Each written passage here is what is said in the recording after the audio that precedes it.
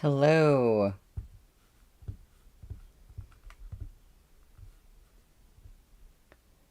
Hi.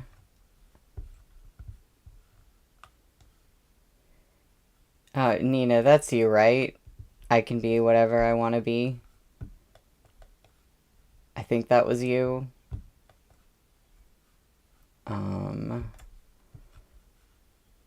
yes, okay, I was right. Good. I remembered a thing.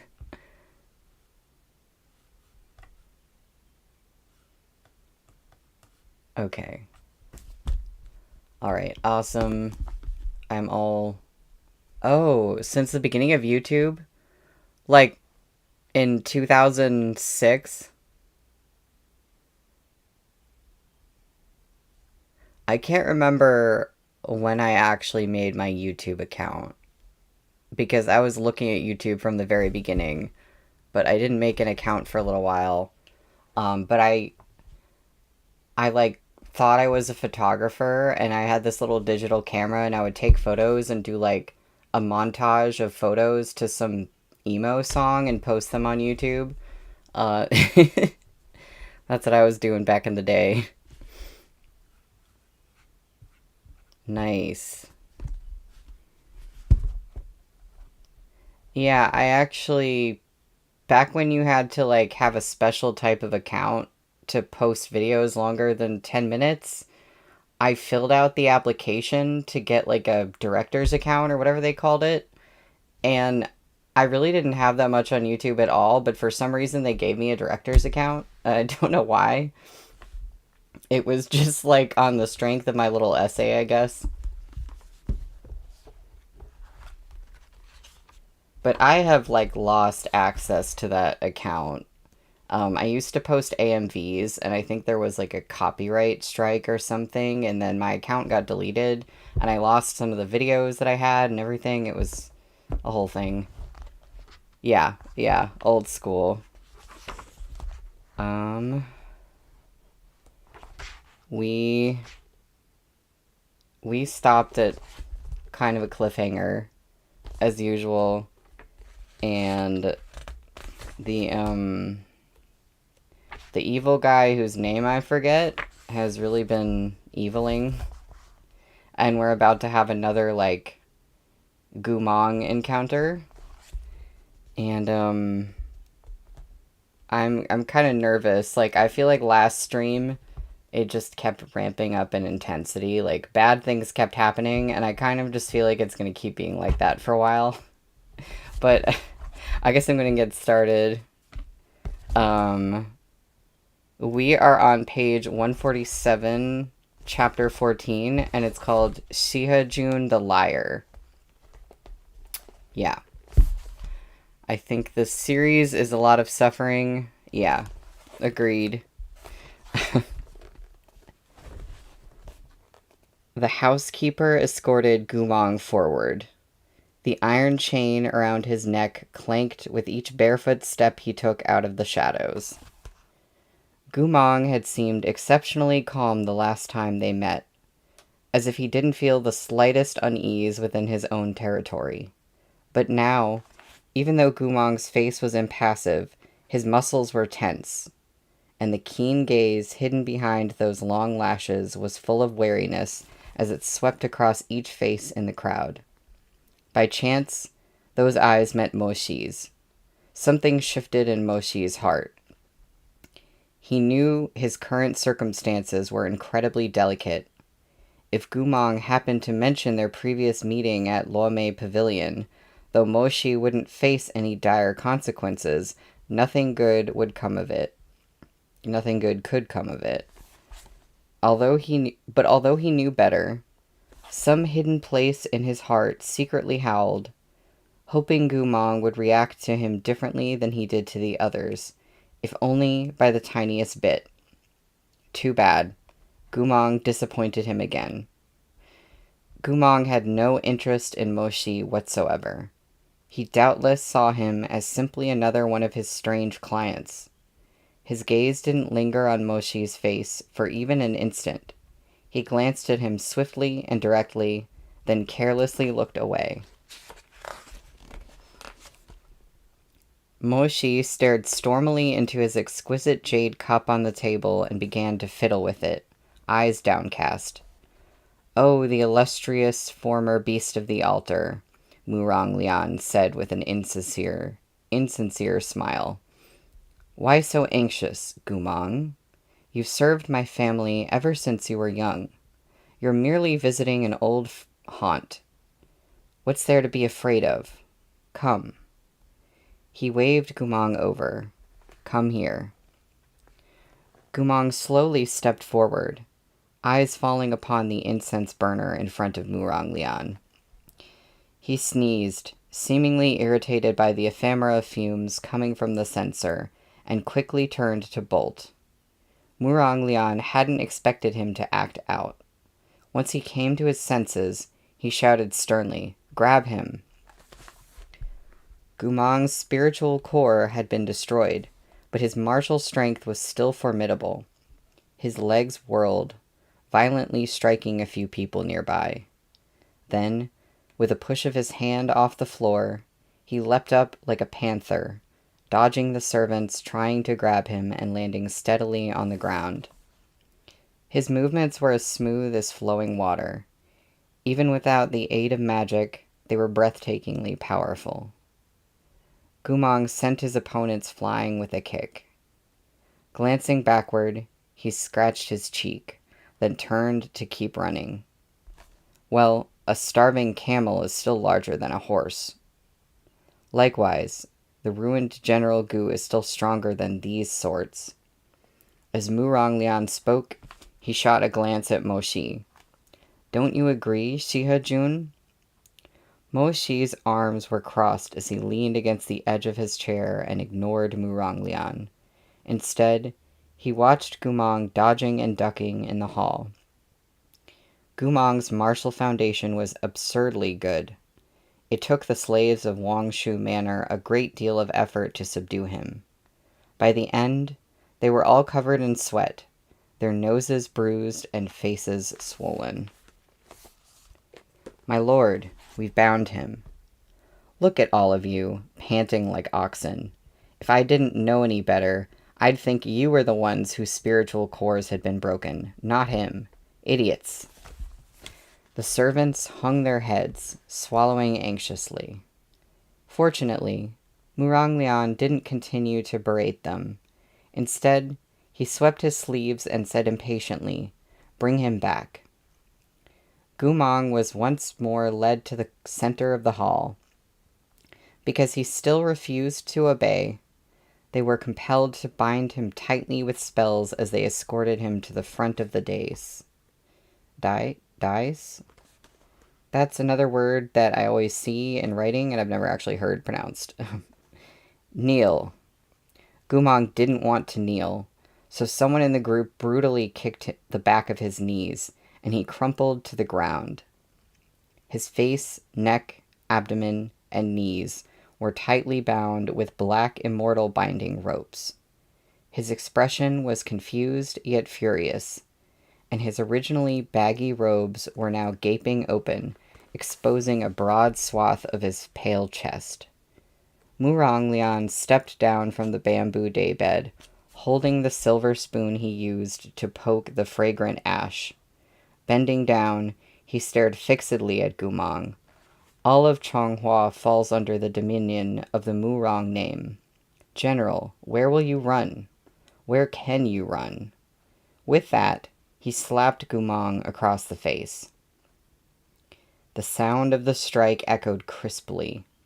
Murong Lian hadn't held back in the least, and 5 marks immediately flushed across Gumong's cheek. His head was smacked to the side. Gumong didn't make a sound, but Moshi's lashes fluttered slightly. "I've spent 2 years teaching you the rules, but you still haven't learned."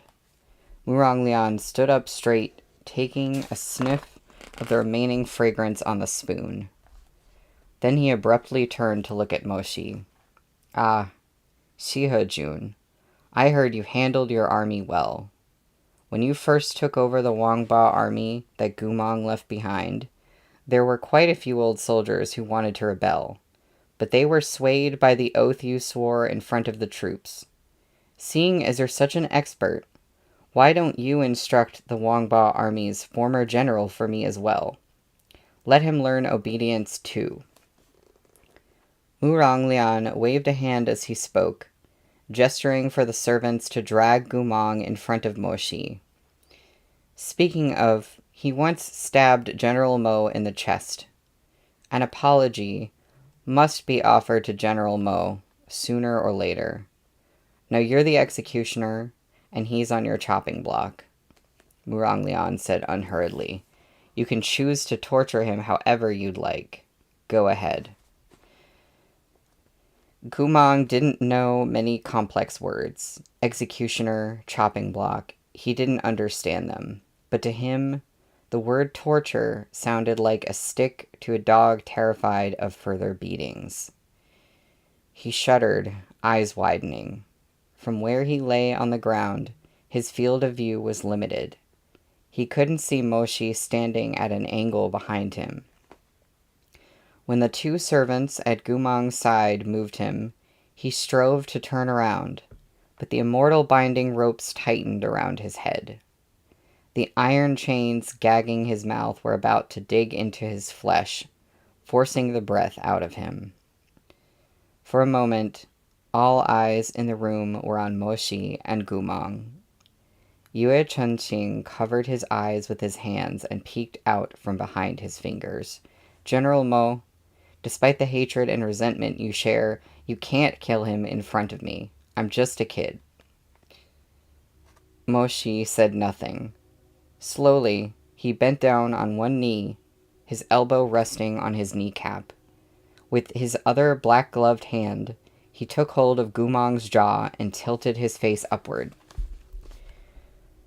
Gumong had been gagged with a chain and couldn't swear at him. He could only struggle, making the iron clink as he glared. An inexplicable tremor shook Moshi's heart. He didn't understand why a layer of goose flesh ran down his back at the sight of Gumong bound in chains, his clothes in disarray. Okay, we're going there, I guess. Was it the thrill of finally trampling his prey underfoot? Of watching it stick out its neck for execution? Fury at his disappointing passivity? Or was it some other emotion? Moshi didn't know, nor did he want to. His cold black pupils looked down disdainfully.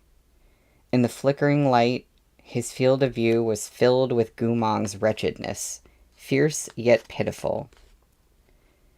After several long seconds, Moshi closed his eyes and got to his feet. "Take him away."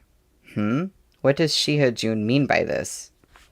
Moshi turned his face away. "I'm not interested in him."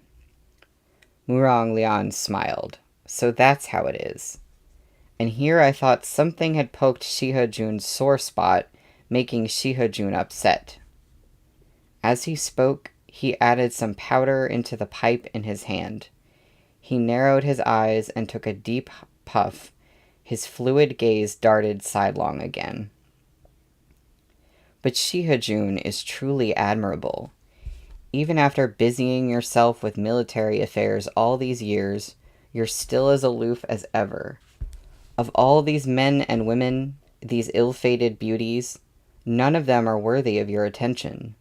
Let me ask, out of curiosity, what type of divine beauty would it take to catch your eye?" Moshi made no sound, his face darkening. Realizing that the atmosphere between them was growing more and more strained, Yue Chunqing scratched his head and found himself taking a step in their direction, wanting to interject. Moshi didn't even look at him as he said, "Keep away from it." A beat. Oh. The drugs had gone to Wurong Lian's head. He scoffed. "Does Shihajun think a whiff of smoke will make the young Yue Gongzi an addict? Never fear, that is entirely impossible." It had better be. Moshi's gaze was like a hooked blade on a cold night. piercing through curls of smoky mist to stare at Murong Lian's face. Perhaps due to the power struggles between aristocratic families, Murong Lian didn't care for the Mo clan in the least, and he had made things difficult for Moshi since they were young. He was constantly trying to ferret out Moshi's likes and dislikes, and to gather information that could be used against him. This was far from the first time he had attempted to probe his thoughts by making such insinuations. Murong Lian laughed and continued doggedly to interrogate Moshi in his usual way. You still haven't answered my question. There are all manner of beauties in my Lome pavilion, men and women alike, and more than 100 in total. Does Shiha-jun truly not care for a single one? You needn't trouble yourself worrying about my personal matters. Murong Lian took another airy drag, tapping the pitch-black pipe with jade-pale hands as he exhaled a fine cloud of smoke. Heh, Shiha-jun, why do you restrain yourself so? I know you value your reputation, but as I see it, it's better to enjoy yourself while you can. Those insignificant things, like righteousness and character, are akin to drifting smoke. He breathed out a dense plume, and an indistinct smile cut through the gray haze. He blew apart those tendrils of fog, his voice languid. Look, it disperses in an instant. Reputation? Moshi asked coldly. That's an interesting theme there, like comparing reputation to tendrils of smoke, considering what's happened so far.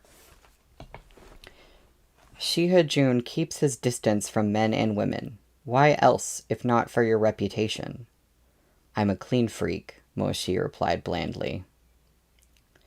Murong Lian didn't respond at once, lowering his lashes and exhaling a thin stream of smoke from between his lips. They stood facing off for a long while before Murong Lian turned away with a sneer and sunk back down into his Xiangfei daybed. Prudes are so boring. As he spoke, he waved a hand, calling for his guests. Come, everyone. Enjoy yourselves to the fullest. Have all the fun you like. Don't be modest. If there's a single maiden who's not dead drunk in someone's arms after tonight's feast, then I'll have to consider you frail and impotent. From now on, Loame Pavilion will be unable to afford to entertain you. A family slave approached Murong Lian to ask, somewhat helplessly, My lord, do we take Gumong back or keep him here? Keep him here. Why take him away? Murong Lian smiled. So Shiha-jun isn't interested. Does that mean no one else will play? As he spoke, he shot a glance at Moshi. Shiha-jun, you truly don't care about him, do you? If you're sure you don't want him, I'm going to let the brothers have their fun. Seeing that Moshi had ignored him once again, Murong Lian grinned, a faint light flashing in his eyes, like shimmering snake scales. All right, he nodded, pointing at Gumong. This one's too ugly for Shiha-jun's tastes. He doesn't want him. Drag him down and let everyone else enjoy themselves. The crowd was naturally delighted. The public frowned on degrading ordinary courtesans, but disgracing Gumong would be met with praise and applause. After all, it wasn't their fault Gumong had decided to be a traitor to Changhua. Why does that feel like it is their fault?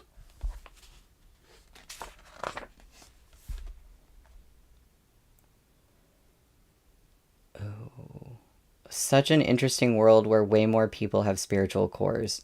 Yeah, like a lot of people do. I didn't even think about that. That kind of changes the dynamic of like power, I think. And yeah, a high man with power is a dangerous thing. Well, this is going in a fun direction, as expected. Those intoxicated cultivators surrounded him in an instant, jeering as they imagined the humiliations they'd soon inflict upon him. Someone noticed Gumong seemed to be hungry. He tossed a braised pork hock in front of him. If you want to eat, then eat. Gumong's bestial instincts were strong. 'Cause he thinks that he's a wolf. In case you forgot. After circling the hawk a few times, he was unable to resist his hunger and scooped it up, bringing it to his nose. He first carefully sniffed it, then, finding nothing wrong, opened his mouth to take a tiny bite. As he chewed, he stared at the young masters in front of him, his eyes cautious, yet unwaveringly focused. Moshi watched this scene out of the corner of his eye. His heart felt tight, and he couldn't help turning his face even further away. But no matter which direction he faced, the sounds were inescapable, piercing sharp and shrill through his ears. "Ha ha ha! General Gu, they said you were a fierce beast, but you actually eat bones from the floor?" The young masters roared with laughter. "Didn't you used to be obsessed with cleanliness back in the day? How can you want something that's already been on the floor? General Gu, where's your pride?" Scorn filled the room to bursting, but Gumong didn't notice. He only gnawed intently on that hard-won pork hock.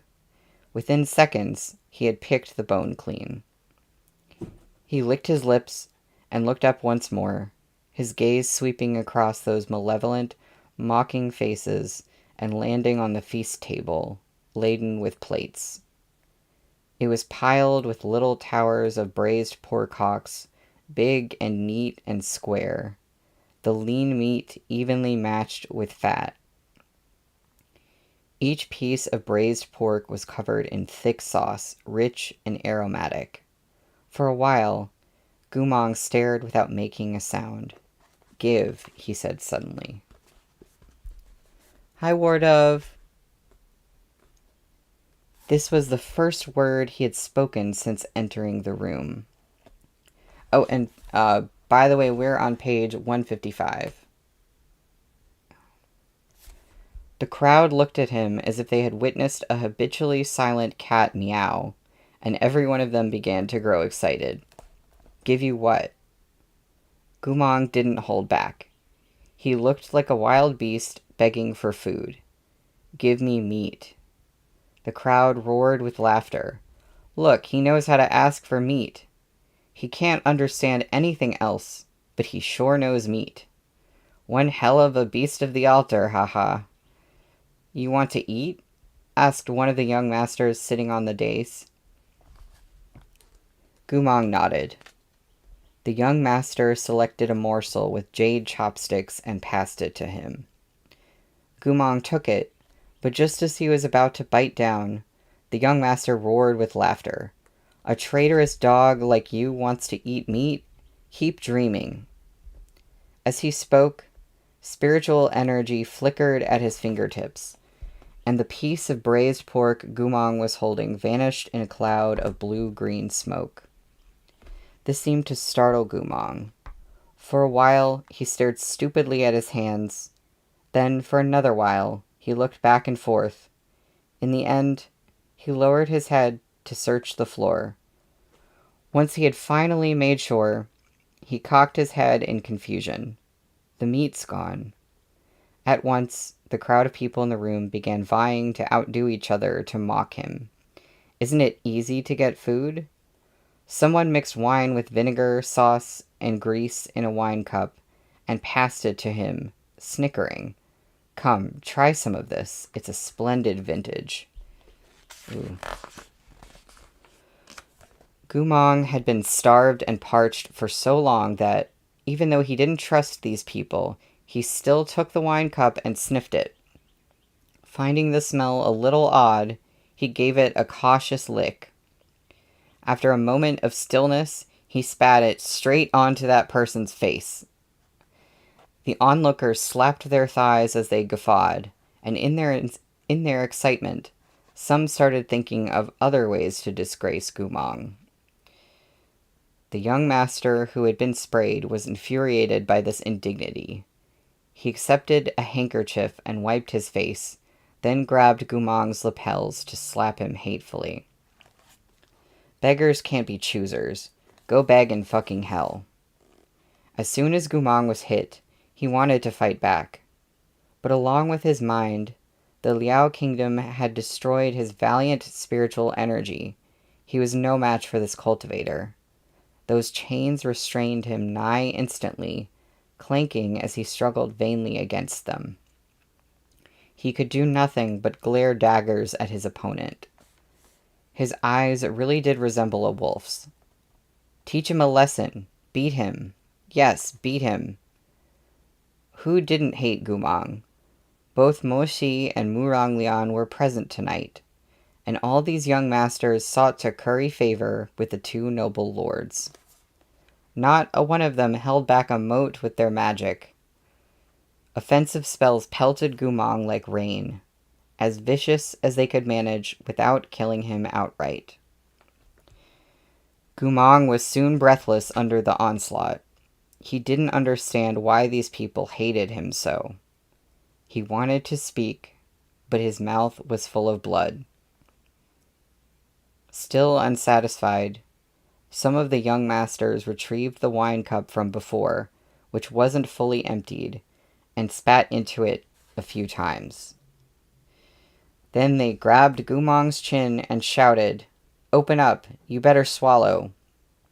Drink. If you don't drink it all, you're not leaving tonight." This crowd of rich and powerful nobles had surrounded Gumong to debase him. Because they wanted to impress Shihajun, they strove all the harder to torment him. Suddenly, they heard a muffled bang from the corner. The whole group whipped around, only to see that Moshi had shot to his feet and tossed his jade cup onto the table. He had been playing with his wine cup in silence all this time, but now he finally looked up, his expression dark as night. That's the end of the chapter. Yeah, I gotta say it's interesting how everyone thinks they're like impressing Moshi. Like, yeah, you hate him, we're gonna abuse and debase him in front of you and you'll like that, right? And it's like, nope, y'all don't understand at all. We are on page 159, chapter 15, which is called A Little Test. I continue to not like the sound of these chapter names. Shihajun. What? Moshi's teeth-gritted rage was written stark across his pale face, handsome yet frightening. He looked down across the crowd from his full height, but just as that blade-like stare was about to land on Gumong, he quickly looked away. Shihajun? Murong Lian also cast him a sidelong glance. Oh, Shihajun, you were fine a second ago. Why this sudden outburst? Moshi's expression remained displeased. The sight of Gumong surrounded and debased filled him with an all-encompassing hatred he couldn't begin to pin down. If he'd accidentally blurted out a command for the crowd to stop, he would have landed himself in a truly difficult situation. Fortunately, he had controlled his tongue. He took a moment to gather himself, and when he spoke, it was slowly and through a clenched jaw. Dignitaries of the court, wine-drunk and pleasure-seeking, idling in intoxication, you are all important members of the Bureau of Military Affairs. Yet all you have to perform are these despicable tricks. Each word was clipped with fury. Where is your decorum? Where is your decorum? I think that's how you say that. Amid the hush of the crowd, Murong Lian spoke. Shihajun, what do you mean? He sat up from his sprawling repose. Gumang is a traitor. These lords present are powerful nobles. These nobles are simply playing with a traitor. So where's the lack of decorum? How is this despicable? Muranglian took another drag of ephemera. Shihajun, you might be a clean freak, but why should you stop your subordinates from having their fun? Besides, this is Wangshu Manor. Gumang belongs to me, and everyone here today is my guest. No matter how high your rank, before you hit a dog, shouldn't you at least look at its owner?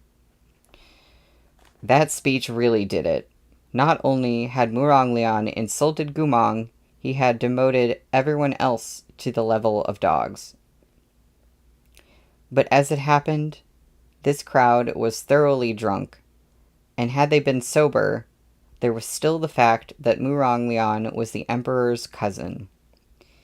Even if you let them borrow 10 times more courage, none of them would have dared to say a word of dissent against the powerful Murang clan. Moshi, however, was immune to such considerations. He stood, arms crossed, and coolly replied, Muranglian, the person to whom the members of the Bureau of Military Affairs have sworn loyalty, is the Emperor of Changhua, not you. I don't want to hear you describe these important military and government officials as your dogs again. He stared straight into Muranglian's eyes. Tread carefully. You. Though Moshi's words were short and simple, they were extraordinarily heavy, like 2 swords pointed right at Muranglian's chest. The first sword was a reminder. The surname of the most useful and most valuable person in the Changhua military was Mo. Muranglian was a military official as well, but his rank wasn't as high as Moshi. In Changhua, martial law was paramount. If anyone, even a noble, were to truly enrage Moshi, they risked swift and immediate punishment. The second sword was an implication. Muranglian's behavior had overstepped. This was even more frightening. It was said that back in the day, Muranglian's father had participated in a power struggle between Di and Shu sons. There is a footnote. Born of the first or official wife, Di sons are direct heirs in matters of inheritance. Shu sons, born of other wives or concubines, are rated second if at all. Lucky for him, the late ruler had magnanimously allowed his brothers' heads to remain on their shoulders, but every member of this lesser branch of the Murang clan was yet anxious.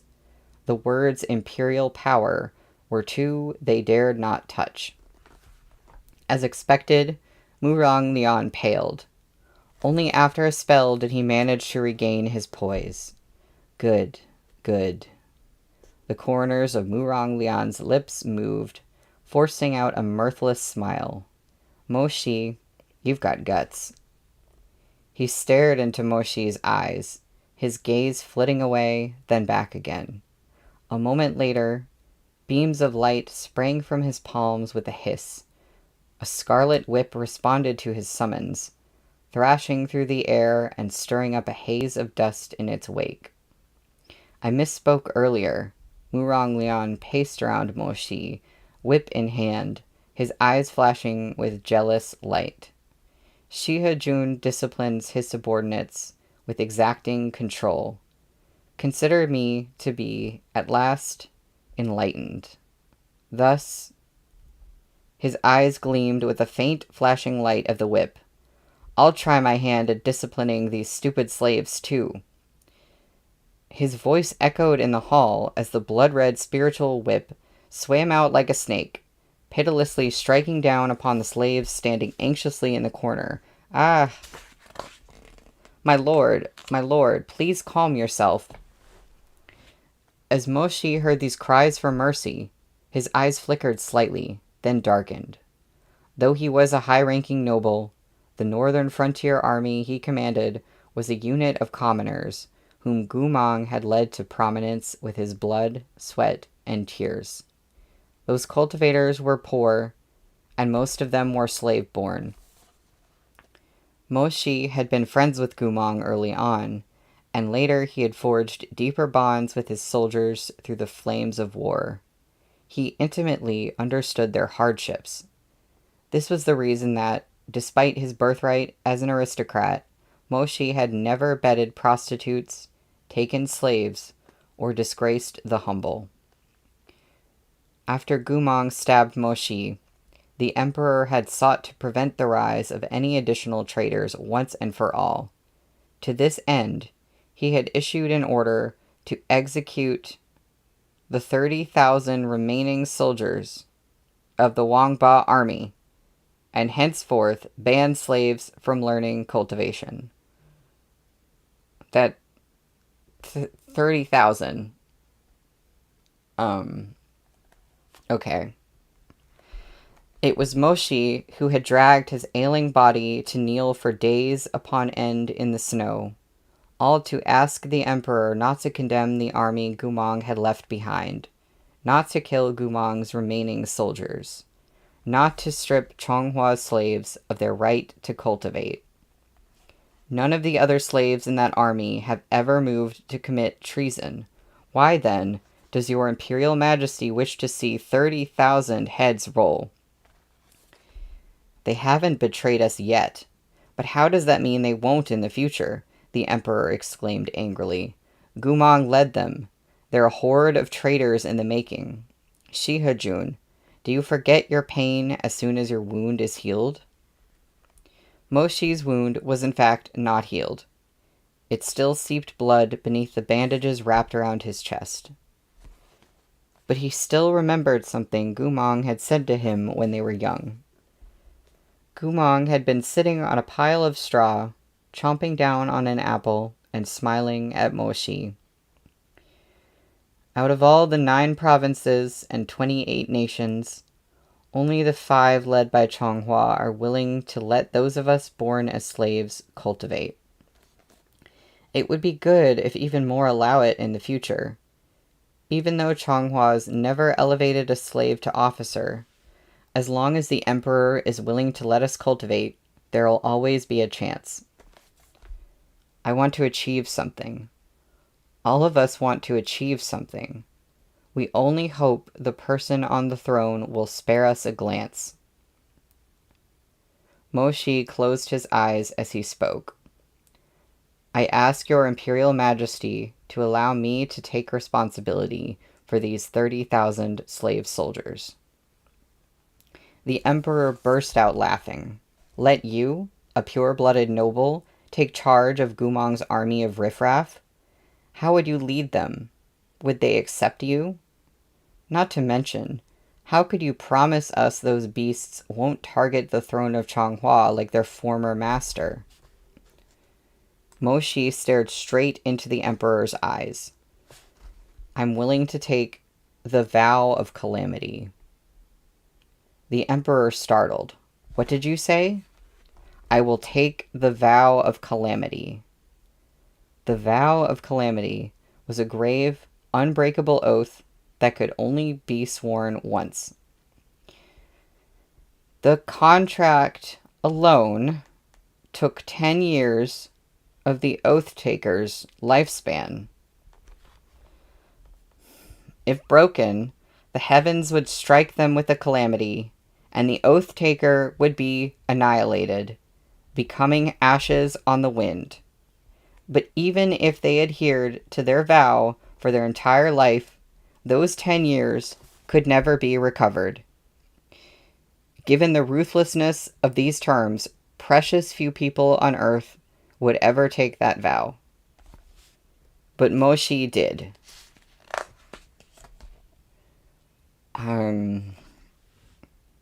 Yeah.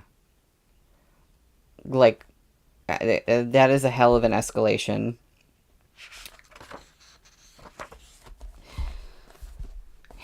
He pledged an oath on 10 years of his life, swearing to never let those slave-born soldiers rebel, and swearing that he would be loyal to Chonghua and its emperor for a lifetime. Also, Gumong's treason wouldn't result in more innocent bloodshed. Also, Chonghua would continue to allow slaves the right to cultivate. Almost no one knew about the sacrifice he had made. All they knew was that the emperor was suddenly possessed by a strange whim and handed command of the Wangba army that Gumong left behind to a pure-blooded noble. When Moshi took up his post, the soldiers of the Wangba army had called him stepdad behind his back. They had cursed him for his strictness and indifference, for being an aristocrat who could never understand how the poor suffered. None of them knew what this noble young master who didn't understand their suffering had secretly sacrificed to keep them alive, to ensure those born with Gumong's same status wouldn't be condemned to a lifetime of powerlessness from the day they were born. A decade of his life, an oath for a lifetime. This stepdad, whose very heart had been pierced, was imprisoned by his circumstances, unable to please either side. He'd done everything he could. It was just that no one knew. But Murong Lian did. Of course he did. Because on that day, he had been at the emperor's side. He had seen with his own eyes how Moshi spoke on the slave's behalf, heard with his own ears when Moshi swore the oath and knelt on the ground, forehead in the snow. He knew Moshi had compassion for these slaves. But if he has high cultivation, doesn't that mean he can still live for a very long time? That's a good point. I guess... yeah, cultivation does work like that in this world, I think. If it's like Arha, I'm trying to remember. Yeah, so 10 years is still 10 years, but I guess he's living longer than the average person. But the thing I'm concerned about is breaking the oath just causes instant annihilation. And I feel like I can see that being a problem, at some point. Murong Lian couldn't rage at the Empire's general, but now that Moshi had displeased him, he struck out cruelly and shamelessly at those helpless slaves until blood flew through the air and wailing filled the room. Murong Lian threw his head back and laughed, his pale, pretty face distorted by his loathing and addiction. He looked at Moshi and said meaningfully, "Slaves will always be slaves. Their blood is destined for filth from birth. What chance could they possibly have to achieve anything?" Nearby, Yue Chunqing was aghast. "Ephemera is no joke," he said softly. I'm going to tell all my friends that they'd better not smoke it. It was only a little disagreement. Why did Wang Shujun go so crazy? Am I going to start saying best boy Yue Chunqing? Because I wasn't really expecting that, but I'm kind of getting that vibe now. Yet whipping the slaves did not sate Murong Lian. Out of the corner of his eye, he saw Gumong standing to the side. Murong Lian was Gumong's former master. For years, he had noticed every detail of his interactions with Moshi. Although he had no evidence, he had always felt that something about Moshi and Gumong's relationship wasn't quite right. At this thought, a fiendish idea sprouted in Murong Lian's mind. He turned his spiritual whip and sent it sweeping toward the unwitting Gumong. Gumong didn't have time to react before the whip had wrapped around his waist. Caught off guard, he was easily jerked before Murong Lian. Murong Lian grabbed Gumong's chin and wrenched his face toward Moshi. Those sultry eyes were filled with malice. "Come here, Gumong. Look at this man in front of you. Do you recognize him?" Gumong blinked with a bestial wariness. I guess this is the little test. Yeah.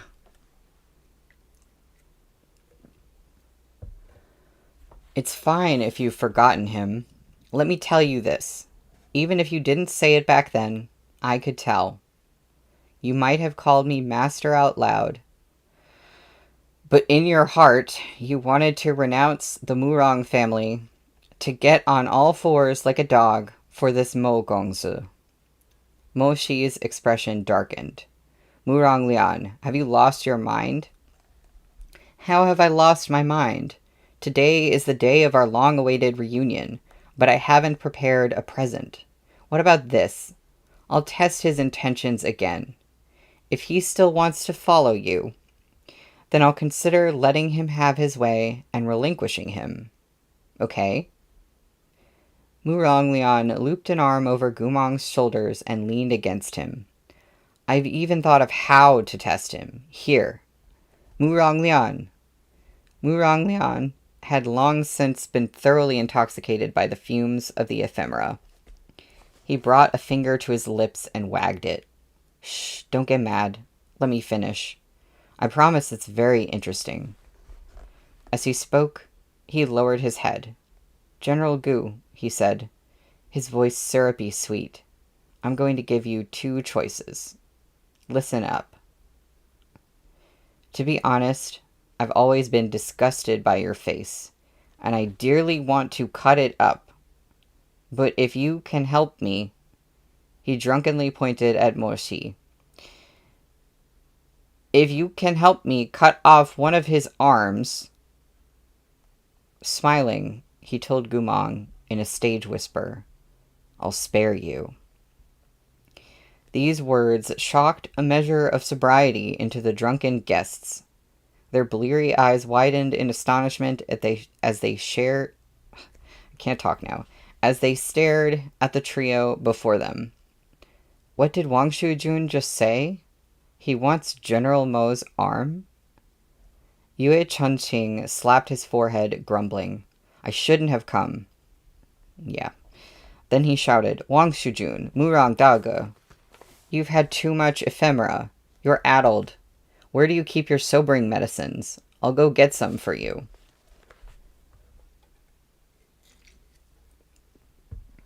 But Murong Lian didn't acknowledge him.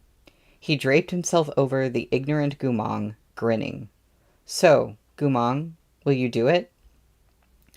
As Murong Lian finished speaking, the spiritual whip in his hand transformed into a dagger gleaming with cold light.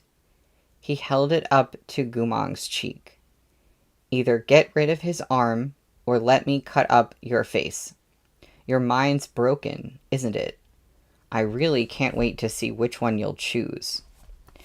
Mo Shi felt a shiver in his heart. Murong Lian wasn't drunk at all. It was obvious that with Gumong's current abilities, even if he took the dagger, he wouldn't be able to touch a hair on Mo Shi's head. There was no danger whatsoever. Murong Lian was merely testing Gumong to see if he really had lost his memories, and therefore how much value Mo Shi had in Gumong's heart. I'll count to 3. The dagger was right at Gumong's face. Another inch, and it would draw blood. Gumong made no sound, turning to look at Murong Lian's dagger nigh indifferently. 1. Mo Shi's heartbeat sped up. He wanted more than anything to stop Murong Lian this instant. But on the other hand, he couldn't help but wonder what exactly Gumong would do. In truth, Mo Shi had his suspicions. He too had considered the possibility that Gumong's apparent mental deterioration might be a facade. If Gumong's mind really was broken, running on bestial instinct, then he wouldn't hesitate for a second. If, as Li Wei said, Gumong really believed himself to be a wolf, given the choice between self-harm and harming another, he would no doubt choose the latter. Then why had Gumong still not moved to attack? The atmosphere grew ever more tense. Lian was smiling. Yue Chunqing was shouting. The crowd was pleading. Smoke wound through the room, making for a surreal and strange scene. Memories of Gumong's face rose before Moshi's eyes, calm, beaming, concerned, icy. They swam past in fantastical shapes, like the flashing scales of a massive fish. The light glancing off each scale was a silhouette of Gumong from the past, floating up like a dream. Long time no see, Mo Shidi. Can I sit with you? Would you like to rot with me? I really will kill you. These memories roared past in a torrential flow, surging through Moshi's eyes. In the end, they were pierced by Lian's voice, and Moshi was hauled back to reality, which left only this Gumong, still somewhat calm, with only a faint furrow between his brows. 2. For some reason, Gumong still hadn't moved. Why wasn't he choosing self-defense? Wasn't he a beast, unable to remember a thing? And that was to say nothing for the ruthlessness he'd heretofore shown Moshi. Gumong had stabbed him, so he should... Stop. Moshi reacted instantaneously, sparks of light flashing in his hands as a talisman sigil erupted from his palm and swept toward the dagger Lian had lifted. It was too late.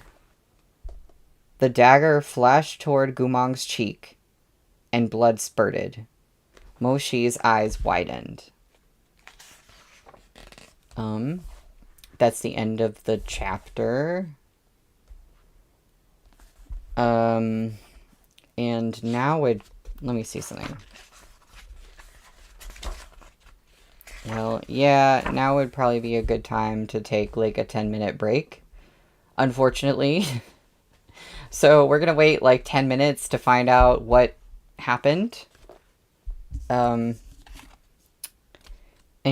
when we come back, we'll be on page 171 for chapter 16, which is called Suspicion.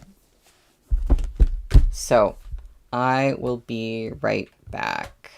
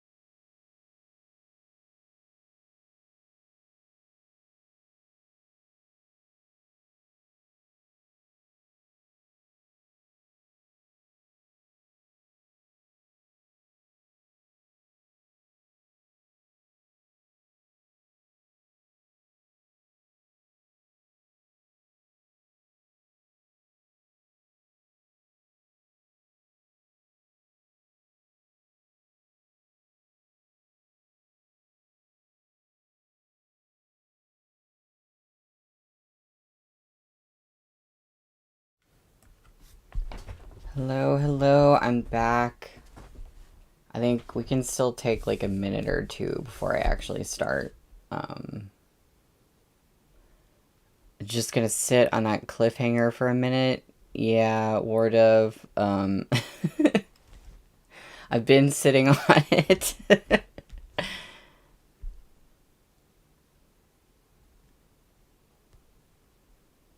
um, yeah, I guess it's been 10 minutes. I don't know, I got up and I like realized I hadn't paid attention to the time at all. But I'm just gonna assume. um, yeah, and I mentioned this, or it's in the description, and I mentioned it like last stream, but I will be out of town on Wednesday, so there won't be a stream on Wednesday, and then we'll be resuming again next Monday. So I'm really concerned that we might leave on a cliffhanger today, and then we'll have to wait for a week. But that's the risk of doing this, I guess. Um, Okay, we're on page 171, chapter 16, Suspicion. Blood dripped down. Murong Lian clamped a hand over his arm, but his silk robes were soon soaked through. Scarlet seeped between his fingers. The attendants paled at the sight of it, stuttering. My lord. No one had expected that Murong Lian would be the one injured. The crowd in Wangshu Manor erupted. Go get medicine. Quick, get the healing powder. Hurry, tourniquets, tourniquets. Murong Lian's face was ashen. Somehow, in the instant he stabbed down with his dagger, a red lotus sigil had flickered to life at the side of Gumong's neck. An explosive flow of spiritual energy swiftly followed as a dozen swords of light lanced toward him. Not only had they jolted the dagger from his hand, they'd thrown him bodily several yards back. Murong Lian was briefly unable to speak. He bit his lower lip, his face flushing and paling in turns. At length, he collected himself enough to summon a blue light in his palm and more or less stop the bleeding. "Gumong," he shouted, his voice shot through with embarrassment and fury. In the chaos, Gumong had scurried behind a table to hide. He was now rubbing his bare feet together, baring his teeth as he stared at Murong Lian in a manner both extremely wary and extremely innocent. Those swords of light continued to swirl without pause. They completely surrounded him and protected him within the heart of the array. One of the young masters in the crowd had once gone to Luomei Pavilion to visit Gumong. After a moment of thought, he realized what had happened. "Ayah, it's that array," he cried. "What array?" Murong Lian said angrily. "If you know something about it, then hurry up and speak." This array, this subordinate also found out by accident. It's a little embarrassing to speak of. Speak. Once the young master saw how angry Murong Lian had become, he responded with all due haste. "Wangshu Jun, I answer you with all I know. The array isn't triggered by magic or high-level weapons. However, if you summon an ordinary weapon, or kick or punch Gumong, he'll get scared, and a bunch of those light swords will burst from his body. And that's..." Having reached this point, he was somewhat sheepish, but he braced himself to finish. That's why, despite how long Gumong's been at Luomei Pavilion, no one can really lay a hand on him. Murong Lian was still enraged. He glared malevolently at Gumong across the table. What kind of idiotic, ridiculous array is that? The young master shook his head. Gumong used to be a goddamn genius with magic. Who knows how many spells he invented back in the day? Many of them had no purpose other than to make girls giggle. This might be something he made for fun way back then. When the young master said this, the rest of the crowd remembered.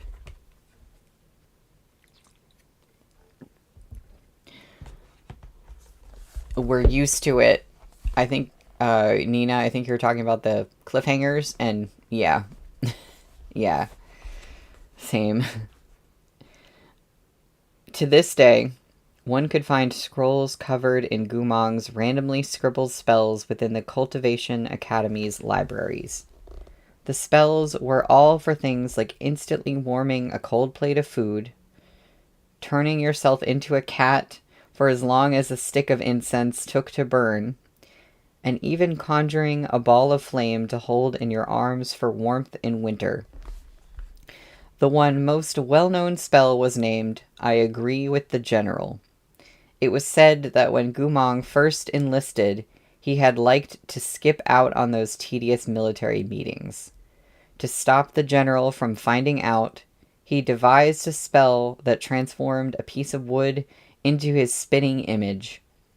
This wood would sit there and listen to the general blather while the man it resembled escaped without a trace, herring off on some cheerful adventure or another.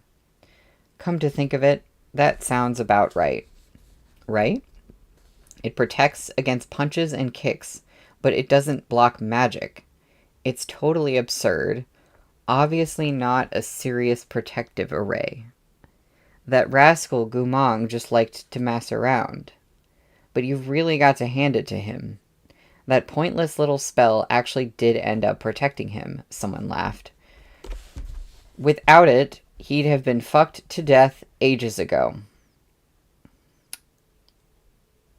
There are tons of people in Chonghua who want him on his back, after all. Too bad no one can break through the array. Yue Chunqing scratched his head. Damn, what kind of array is that? He mumbled.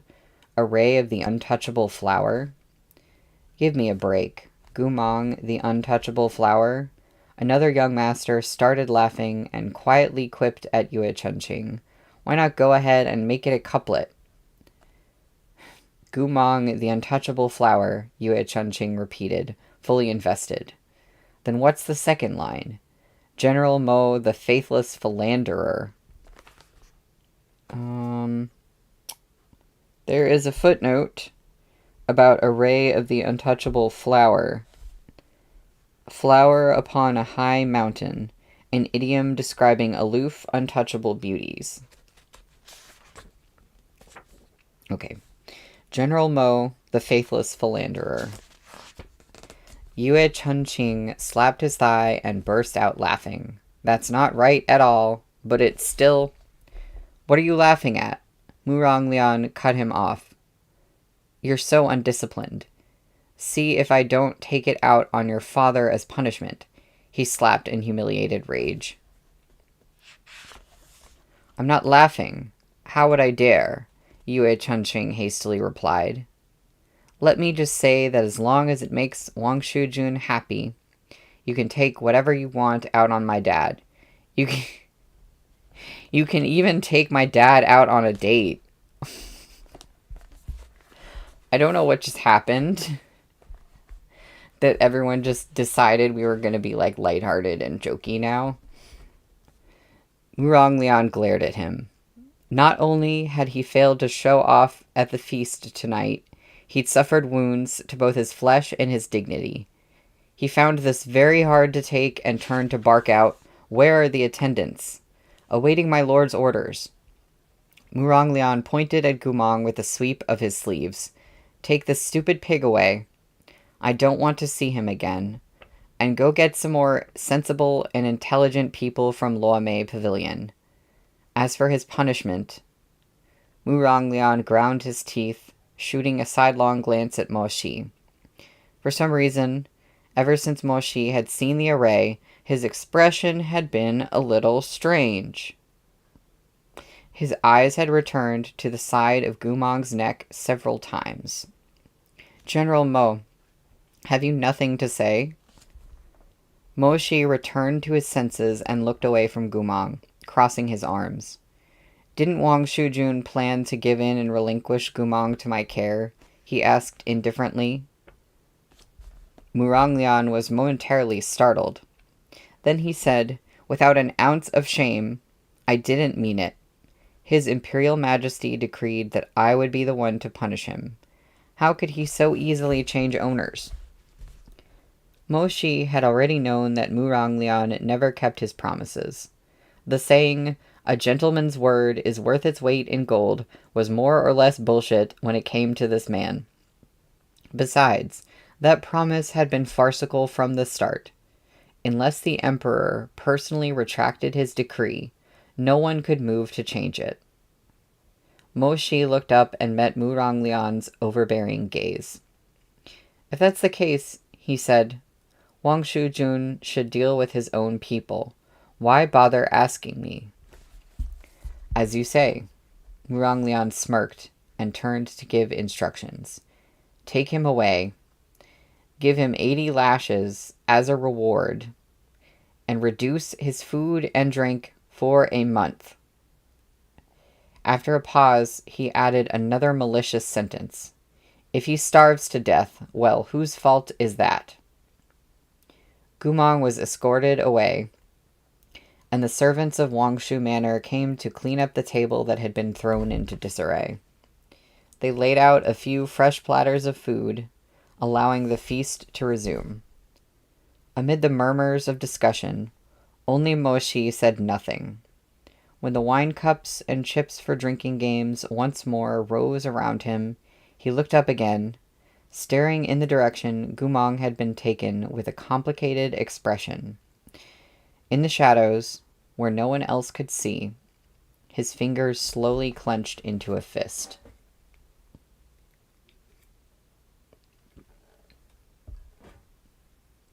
It's a Meatbun book. The only thing that hurts worse than reading is the breaks between chapters and novels. Yeah, that sounds about right.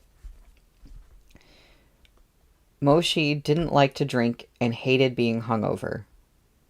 But after returning from Wangshu Manor that day, he sat in the empty courtyard of his house and opened a jar of good wine that had been stored for many years. Cup by cup, he drank until the jar was drained. He looked up into the empty sky, where the clouds were clearing after snowfall.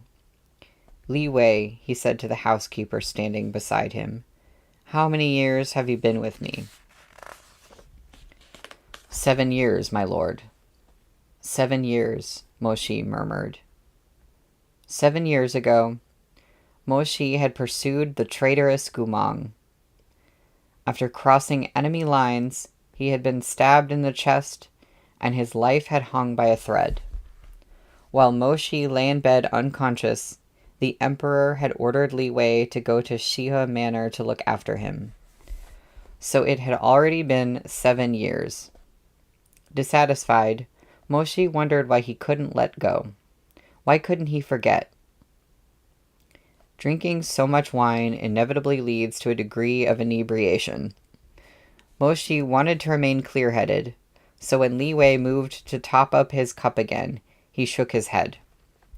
Li Wei complied.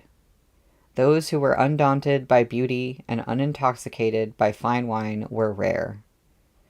Few men could hold back with ease in the face of desire, but Moshi was one of them. Apparently.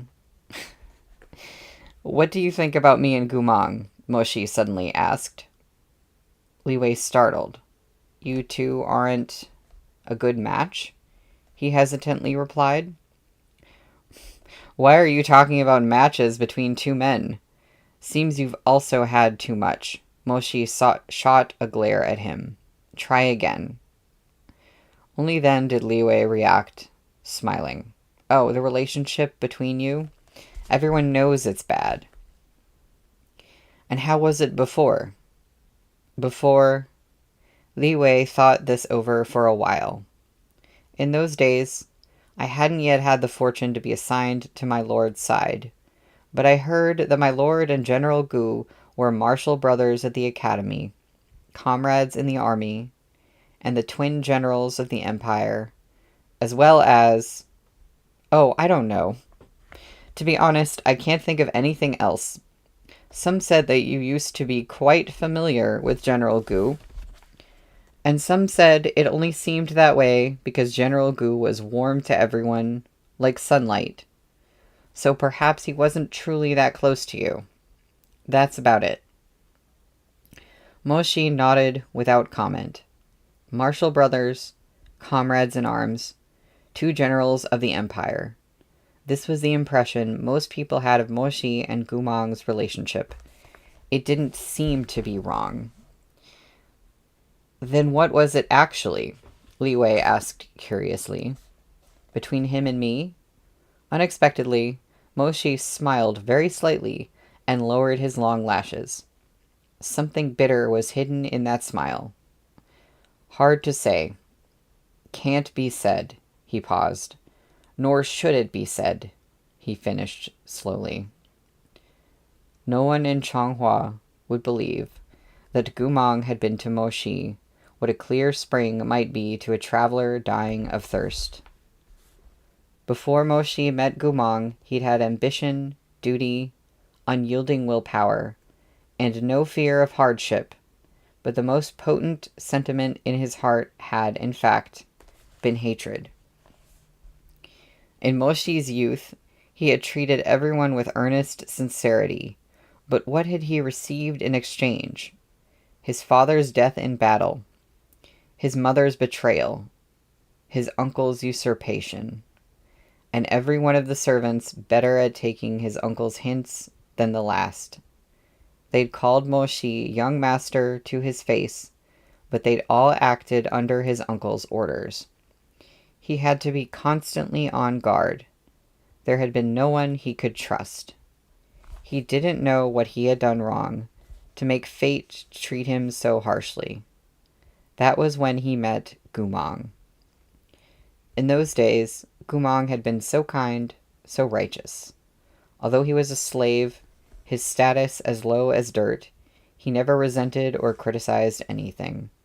When he and Moshi first started exorcising demons and monsters together, Moshi had been ill-tempered and often rude, but Gumong had forgiven it all with a smile.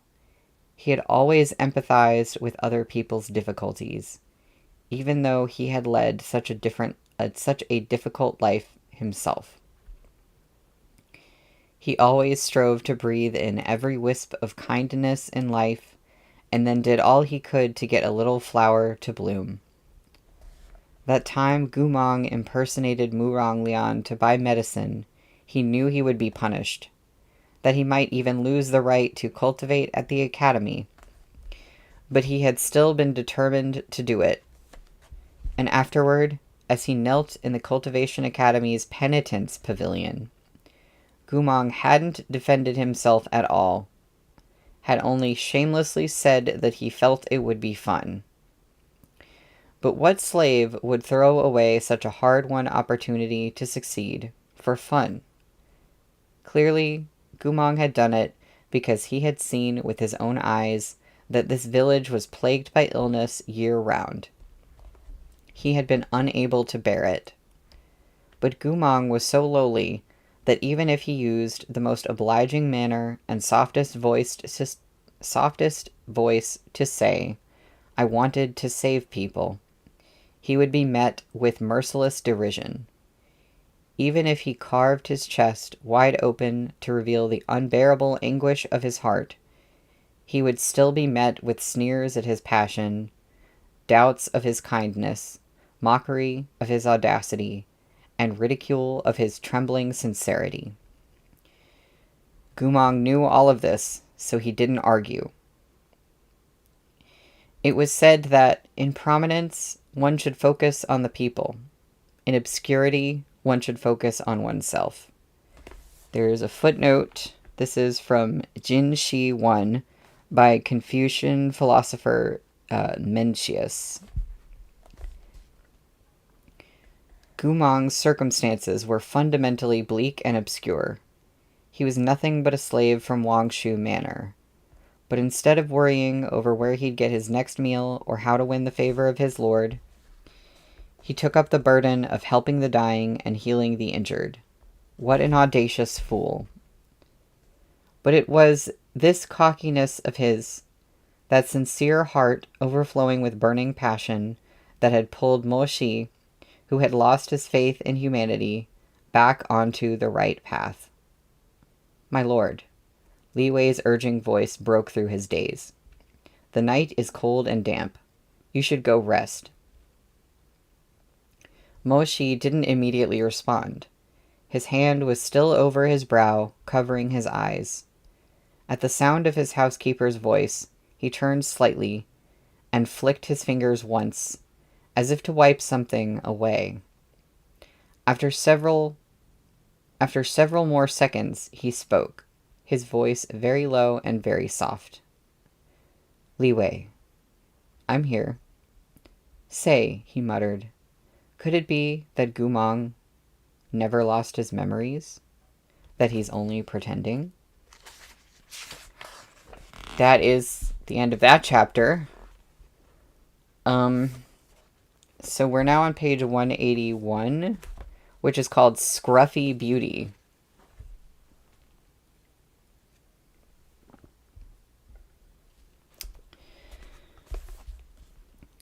Startled, Li Wei asked, what? Mo Shi's head was still bowed. His chiseled features were hidden in the shadow of his hand, and his low voice was slightly nasal as he spoke. Maybe he still remembers some things. Maybe his mind wasn't wholly damaged. Maybe he's only pretending. How could that be? Li Wei's eyes widened. Gumong's illness was diagnosed by Shennong Terrace, and Chonghua's foremost physician, Imperial Healer Jiang, came to assess him himself. His core's shattered. He's lost 2 souls. His mind is broken. He thinks he's a wolf. Have you ever seen a wolf who would rather allow himself to be hurt than hurt another? Li Wei was shocked stiff. Was he hallucinating? The rims of Shihe Jun's eyes were a little red and wet. What brings my lord to say this? Mo Shi closed his eyes. His ire wasn't directed at Li Wei. He simply didn't wish to hear any more about how Gumong didn't remember anything. At Wangshu Manor, Murong Lian gave him 2 options. Slice off one of my arms, or let his face be cut. Mo Shi turned, gazing out at the shadows of the rustling trees. After a long interval, he murmured, he chose the latter. Li Wei stared, speechless. Tell me, what kind of wolf would make that decision? Li Wei thought, tell you? What am I supposed to tell you? Have you seen that temper of yours? If I said Gumong might not have understood Wang Shujun's question, you'd leap to your feet and kick me to death. Yeah, that was my thought initially, that maybe he just doesn't understand a question like that, and he wouldn't, because he hasn't really been doing things that people tell him to do, and he has trouble understanding things. So that's what I thought, but now I am not sure. From that day forward, Mo Shi could only be described as possessed. Later, when Mo Shi was in a better mood, Li Wei approached him and tactfully tried to explain. Gumong's mind really has deteriorated. There are many words he can't understand, and communicating with him is like communicating with a 3-year-old child. Any one sentence may have to be repeated multiple times. However, Mo Shi couldn't relinquish this faint sliver of hope. In the end, Li Wei had no other choice. Then, my lord, why don't you go ask Shennong Terrace for confirmation? Mo Shi didn't respond right away. Many of those in Shennong Terrace reported to Murong Lian, so he was reluctant to visit. Li Wei offered another suggestion. Then you can go to the Imperial Healers and ask Medicine Master Jiang. Medicine Master Jiang was aloof and blunt, and Mo Xi's impression of him wasn't especially favorable. But in the end, he couldn't bear the torment in his heart and went to pay him a visit. Outside the arching eaves of the extravagant healer's manor, the attendant anxiously told him, Shihajun, Proprietor Zhang left to collect medicinal supplies. When will he return? The proprietor doesn't set dates for his trips, so it may be a few days or it might be a few months. Did he say where he went? When the proprietor goes out to collect ingredients for medicine, he roams the whole nation. Yeah, he's going to be hard to track down. Mo Xi was rendered speechless. As he watched the attendant's head wobble back and forth, he could only nod, turn his horse around, and go back to his manor. Perhaps his obsession ran too deep. He was preoccupied with Gumong all day, and in his sleep that night, Mo Xi dreamed.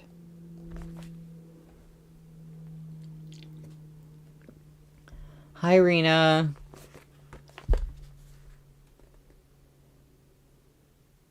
We're on page 183 in kind of the middle where there's like a scene break.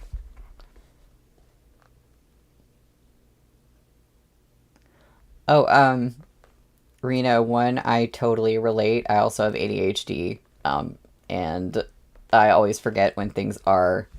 But also, this Wednesday, I'm going to be out of town, so there's no stream on Wednesday, and we're going to come back again next Monday. This book has taken away my ability to talk. In that hazy dream, he somehow returned to a day many years ago, the day when he finally understood his feelings and had to confess without a moment's delay. It was a silent night in the garrison on the frontier. Mo Xi was very young, not yet 20. He wasn't yet the indomitable Shihajun, and Gumong was still under Murong Lian's control, having not yet made a name for himself. They had fought a fierce battle against the Liao kingdom, and many soldiers had died. While Mo Xi was packing up the belongings of his fallen comrades, he stumbled across a love letter. He clutched that unsent letter, staring vacantly at it for a long time. Mo Xi's family was dogged by misfortune. Since his youth, he had only ever known treachery and deceit, betrayal and manipulation. This was the first time he had witnessed sincere and passionate love. The cultivator who had died in battle was a coarse man who hadn't even liked reading books. But amid the fires of war, he had carefully and earnestly written this long letter, word by word. The letter didn't mention the suffering of battle or the merits he'd won, but rather the mole at the tip of the girl's brow and new seedlings planted in a courtyard. When the flowers bloom splendid next year, I'll play the xiao while Xiao Yan sings clear. There's a footnote. It says, a variation upon Southern Song Dynasty poet Jiang Kui's quatrain, across the Chuihong Bridge.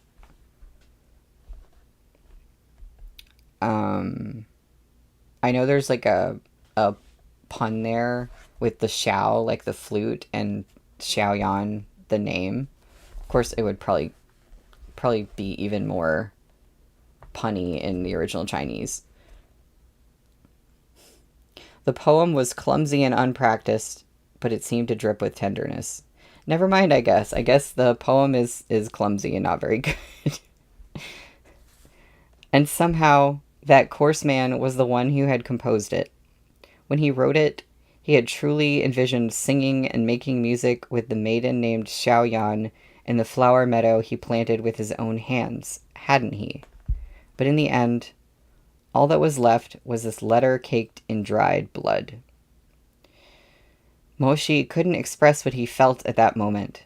He sat on the corner of his bed for a long time, holding the letter.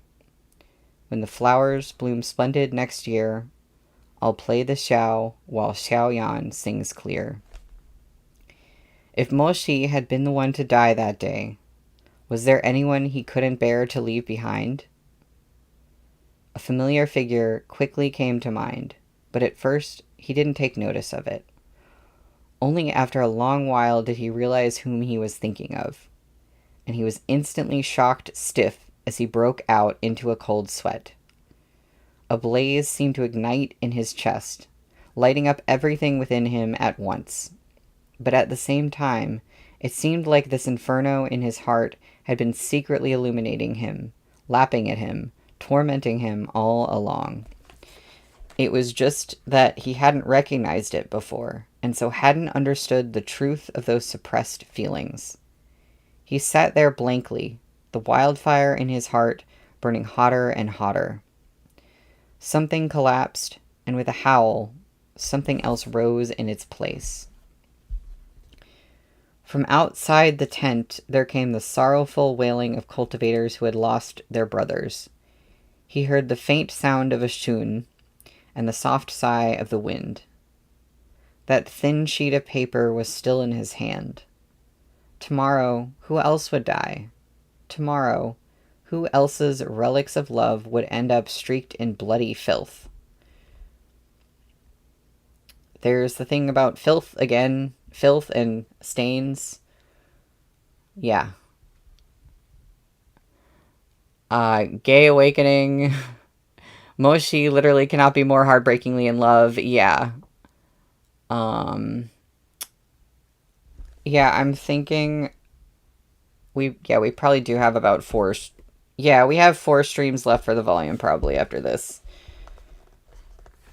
I am somewhere on page 185. All at once, Moshi could no longer restrain the impulse in his heart. He tossed the curtain aside and immediately bumped into a healer who had come to treat his wounds. The cultivator started in fright. Mogongze? Moshi didn't reply. He strode out of the tent, his footfalls quickening with each step, and tucked the blood-stained letter into the lapels of his robe. He would bring it back and give it to the Xiaoyan mentioned within. But right now, he needed to find someone.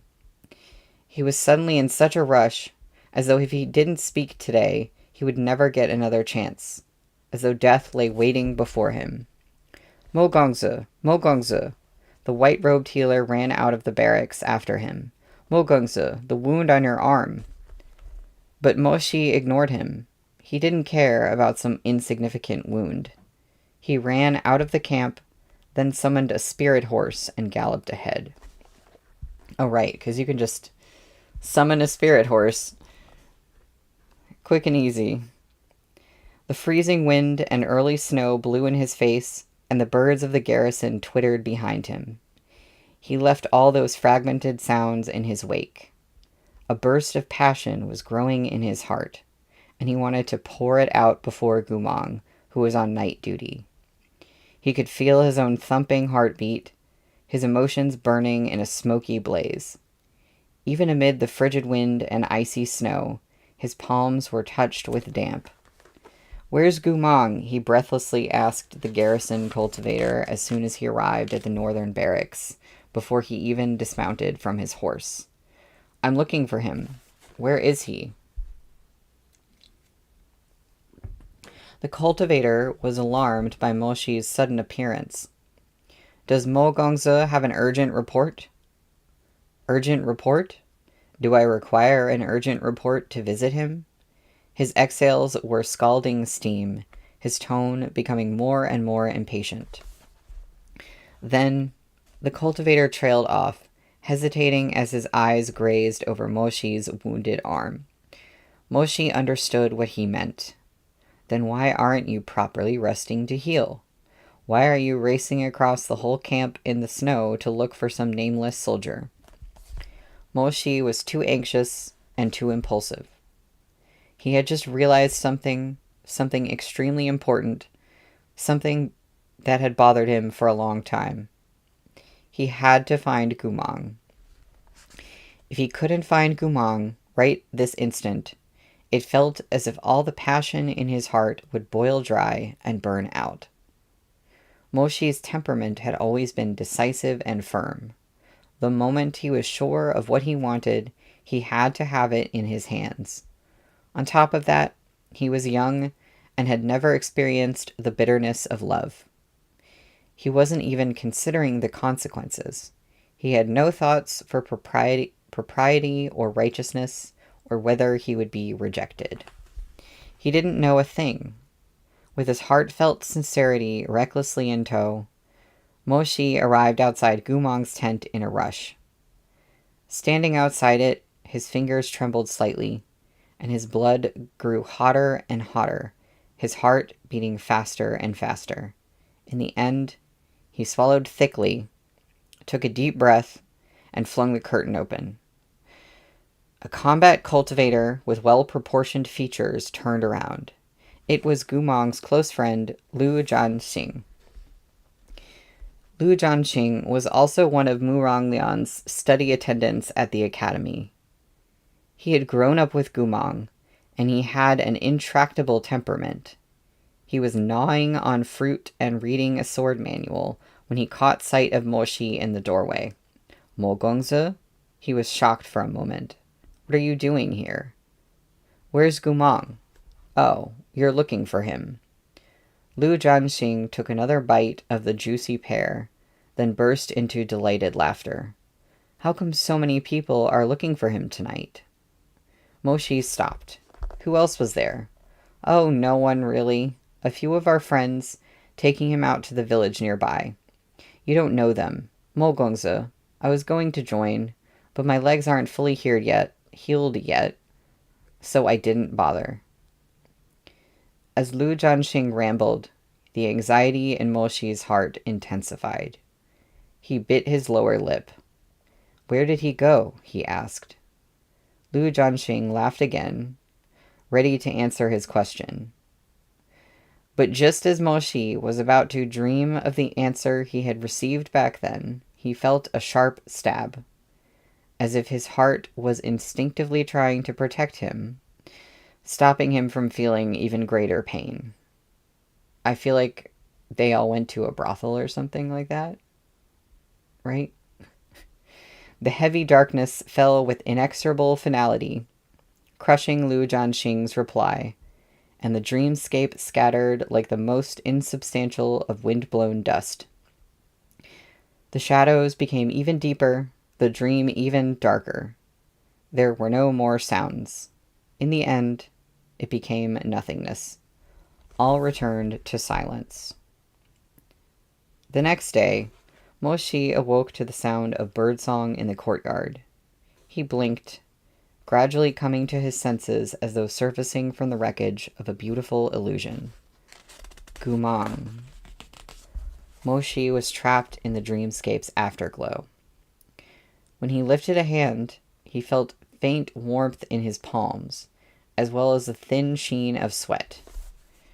It was as if he could still clearly recall that scorching, youthful emotion, though all that had happened in his dream had already faded. My lord. Li Wei saw that he was awake and approached with small, courteous steps, bowing to speak. Early this morning, Chang Feng Jun sent a messenger with some gifts. They're currently being kept in the flower pavilion. My lord, do you wish to accept them? Chang Feng Jun? After awakening from a depressing dream of the past, even the brilliant and extraordinary Shihe Jun needed some time to gather himself. Only after a long while did he knead his brow and frown slightly as he remembered. Chang Feng Jun was a downtrodden old noble. At present, though he still had his status, it was only in name. Moreover, Chang Feng Jun hadn't interacted with other highborn families in many, many years. Moshi was rather grumpy upon waking. He pressed at the protruding veins at his temples.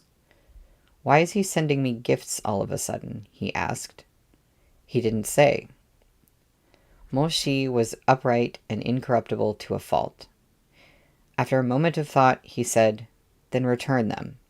You can say I've accepted the intention, but since it's neither a holiday nor a celebration, I can't accept the gifts. Yes.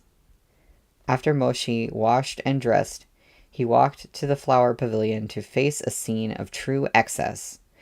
A delivery of 8 chests containing treasures of pearls and jade, silky gauze, and damask brocade. Why can't I say that word? Magical devices and spiritual medicines, and all sorts of other gifts. Upon seeing this, he frowned and summoned the busy Li Wei. Is Changfeng-jun in trouble? Eh? Li Wei looked at him in surprise. He isn't. Then what does he mean by this? Well, Li Wei thought to himself. Apparently, Changfeng-jun had recently offended quite a few nobles at the Cultivation Academy because of something to do with his daughter. A few of these nobles were of powerful and prosperous great families. Sending gifts to Shiha-jun was an obvious attempt to test the waters and see if he could get the help of this formidable commander who had recently returned to the city and wasn't yet caught up with events. But housekeeper Li was a highly intelligent man. He knew it was best to avoid involving oneself in matters concerning multiple clans. If my lord doesn't know, then I couldn't possibly know either. Moshi solemnly glanced over the gifts a few more times. He still couldn't figure out the sender's intentions, and so he decided to waste no more time on it. I'm leaving, he said, adjusting the fall of his sleeves. I won't be returning at noon. Tell the kitchens there's no need to prepare a meal. Oh, Li Wei replied, unable to stop himself from sneaking a peek at Moshi. These past few days, his lord's behavior had been a bit off. Ever since he returned from Wangshu Manor, it seemed that, as long as there were no courtly nor military matters, he went out every day without fail. Sometimes he was gone for half a day, sometimes for the entire day, sometimes only returning in the dead of night, and he never let his attendants follow. Given these clues, no matter how you looked at it, it seemed he was having a secret rendezvous with a beautiful paramour.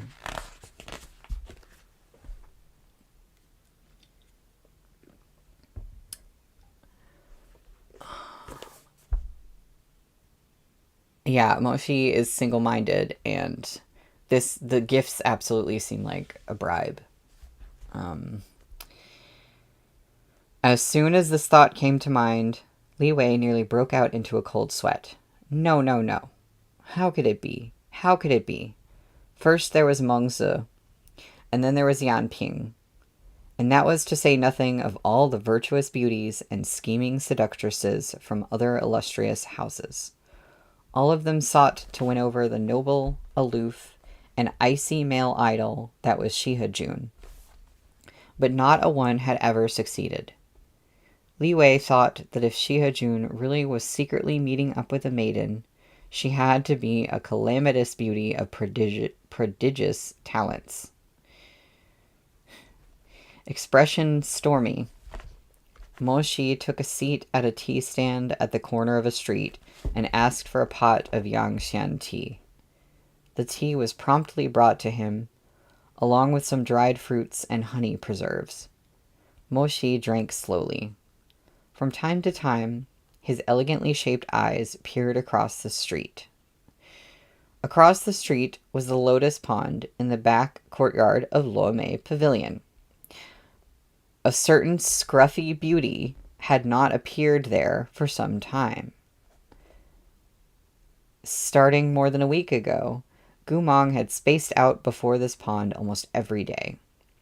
He stood alone on the floating bridge and did nothing but quietly stare at the fish in the pool below.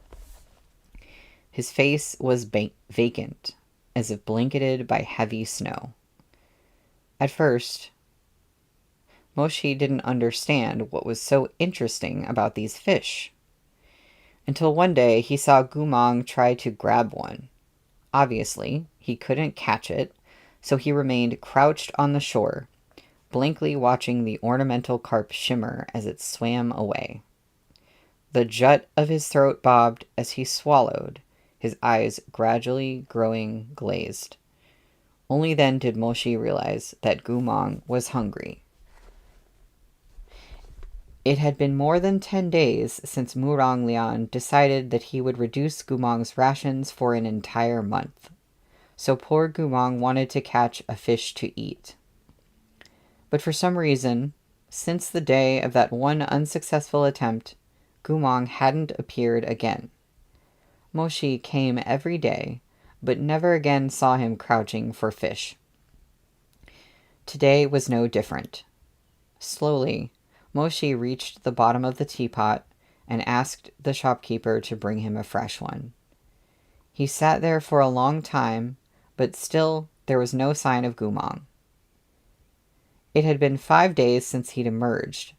Could something have happened in Luomei Pavilion? Despite his indifferent facade, as Moshi thought, he grew inwardly anxious. He endured it silently, drinking the last of the Yangxian tea in a futile attempt to extinguish the fire in his heart. Finally, he rose to his feet and walked across the street.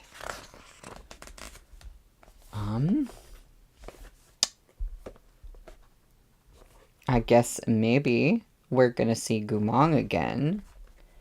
And it's 4:48. I'm just gonna go ahead and read the next chapter.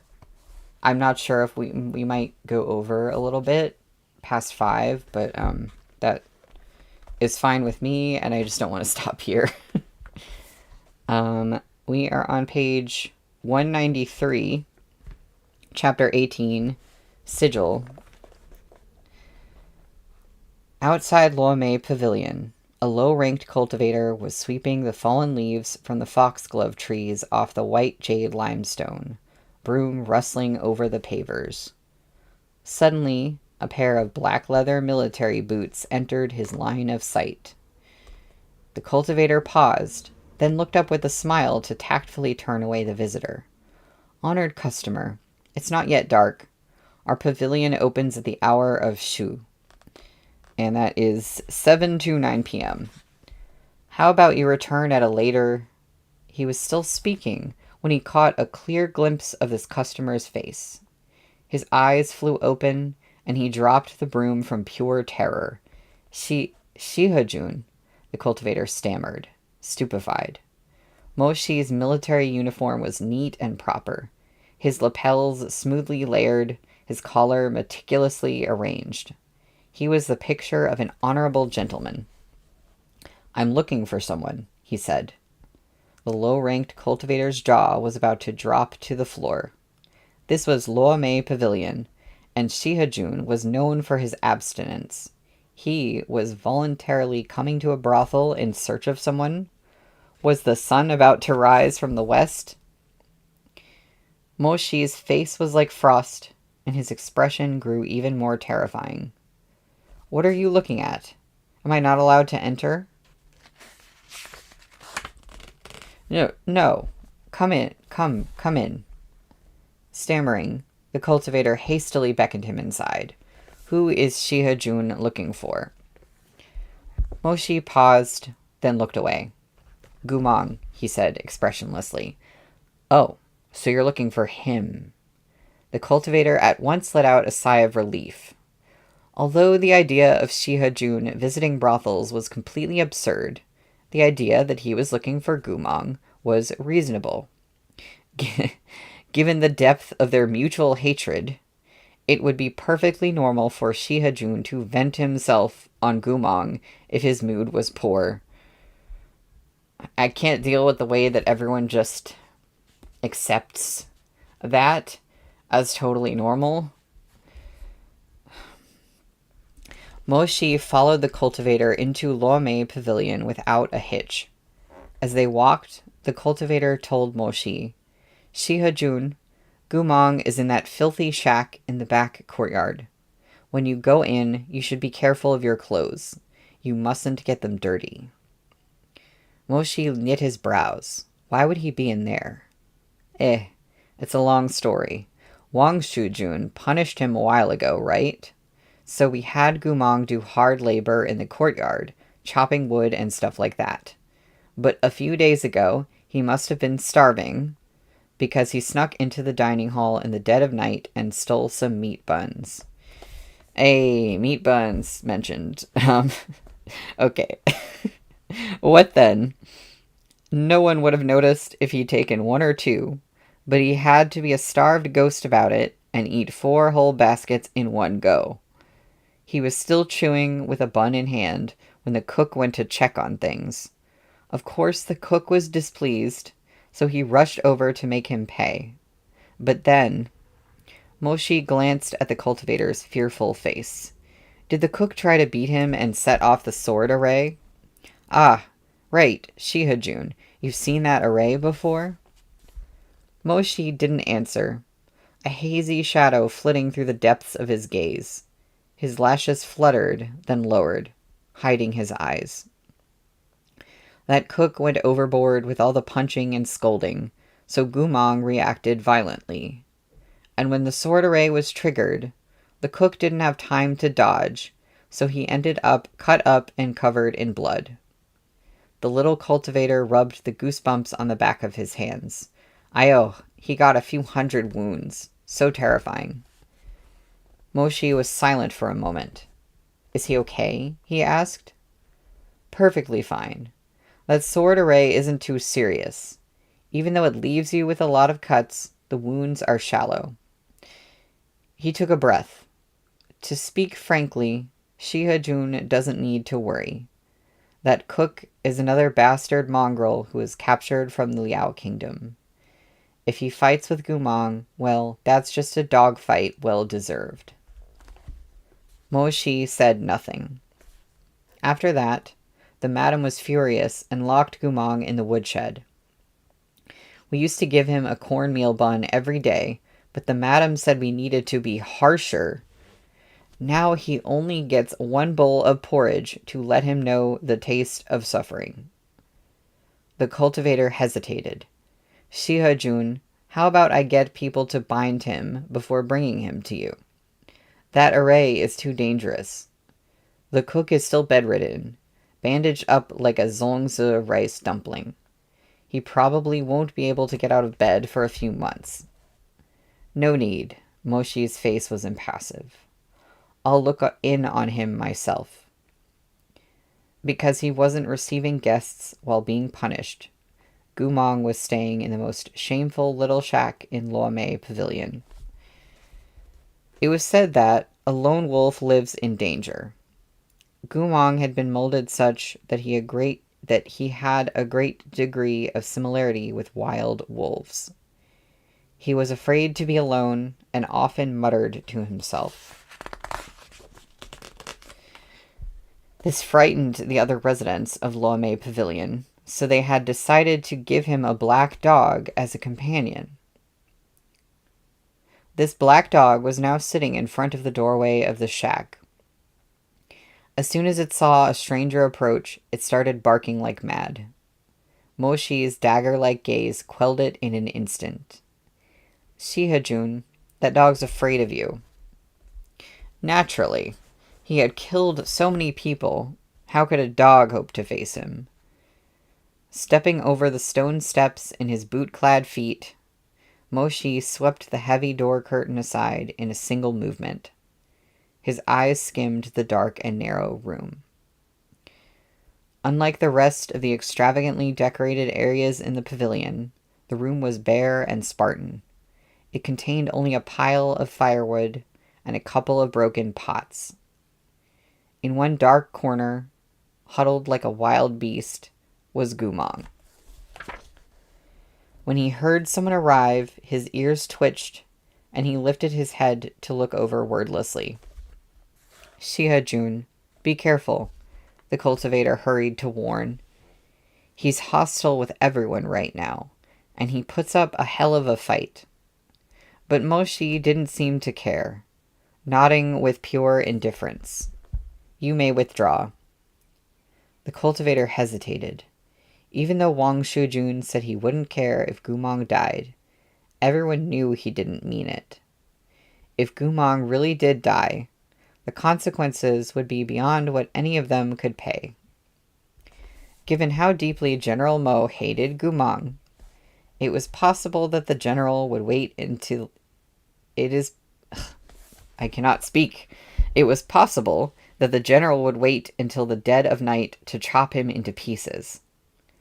I want to be alone with him for a while, Moshi said. The cultivator didn't dare say anything else before his dark expression, and lowered his head. Of course.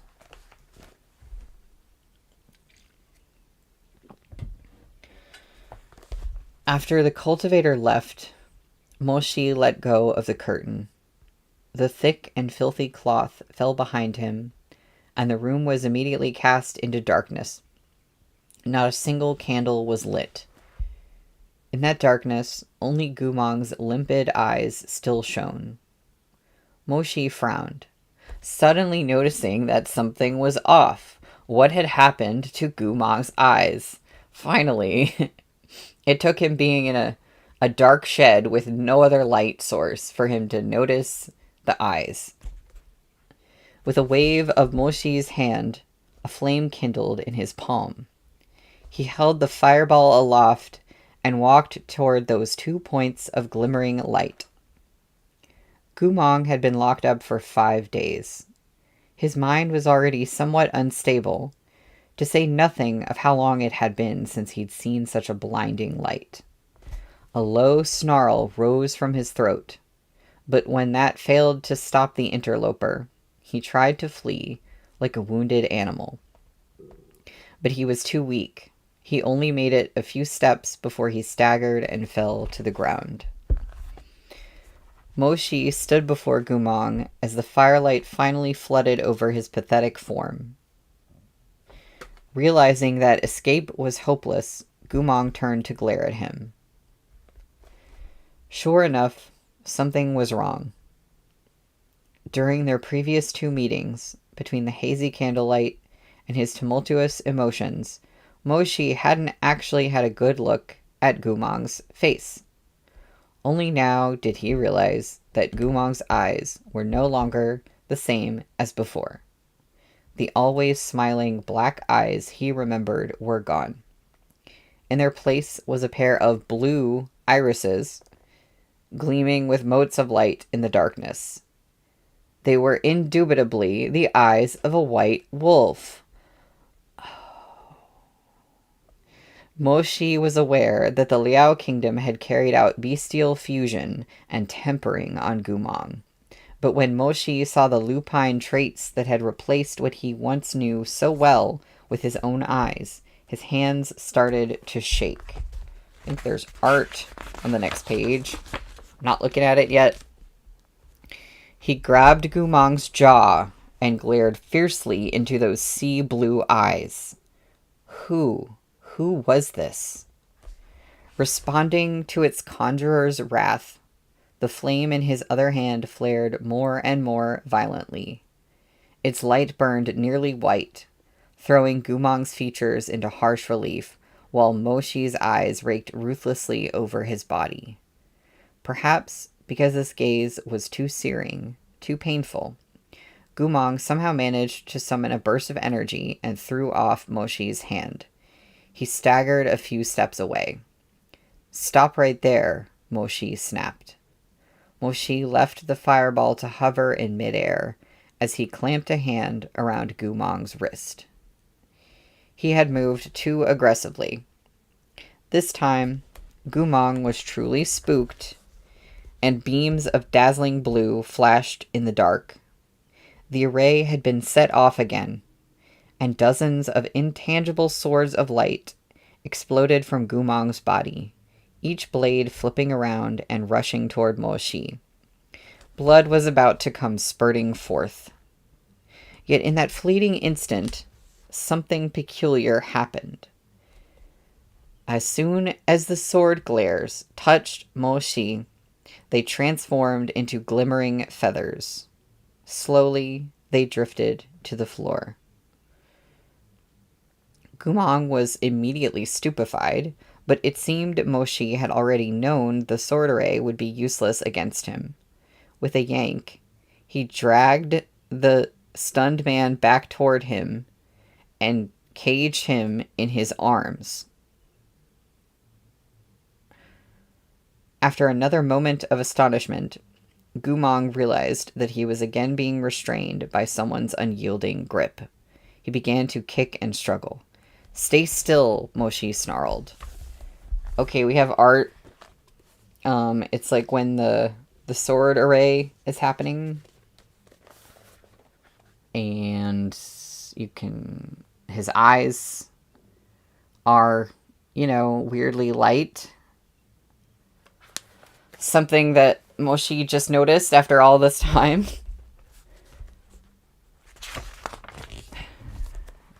That voice from that close made Gumong jerk his head up, only to panic further. He obviously knew that the sword array was his last line of defense. For Gumong to lose it was like a lone wolf losing its only weapons, its teeth and claws. He was now at the mercy of others. He had not the slightest ability to resist this man, who was filled with suppressed fury. "Don't," Gumong finally spoke, shivering. Chest heaving, Moshi looked down at the man in his arms and ground his teeth hatefully. "Don't what?" "Don't..." Gumong had once lost the power of speech, and now that he was scared, he spoke slowly and shakily. "Kill me." Bestial light flashed in those azure eyes. He pleaded so clumsily, so painstakingly. His lips parted. "I want to live." Moshi's heart pounded. As he met those despairing eyes, the scar on his chest seemed to throb sharply. "I do want to live. What's wrong with wanting to live with a clear conscience? Moshi, do you understand me, huh? I can't stand to live like this. I can't bear it. My dreams are filled with the faces of dead men. I can't keep going if I'm sober. Do you know what that pain feels like? The kind that makes you want to die night and day? You have no idea." Before Gumong fell from grace, he had once howled at Moshi, frantic and broken, his eyes furious as he smashed wine cups and sent blood streaming down his hands. Moshi had understood his pain.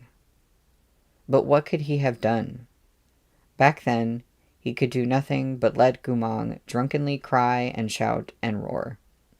Nothing but keep him company, waiting for him to slowly recover, waiting for the scars to slowly heal. After Gumong had sobered, he stopped shouting.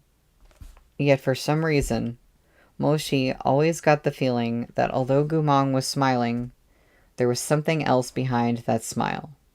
Something he couldn't clearly see. Later, the emperor sent Moshi away from the capital.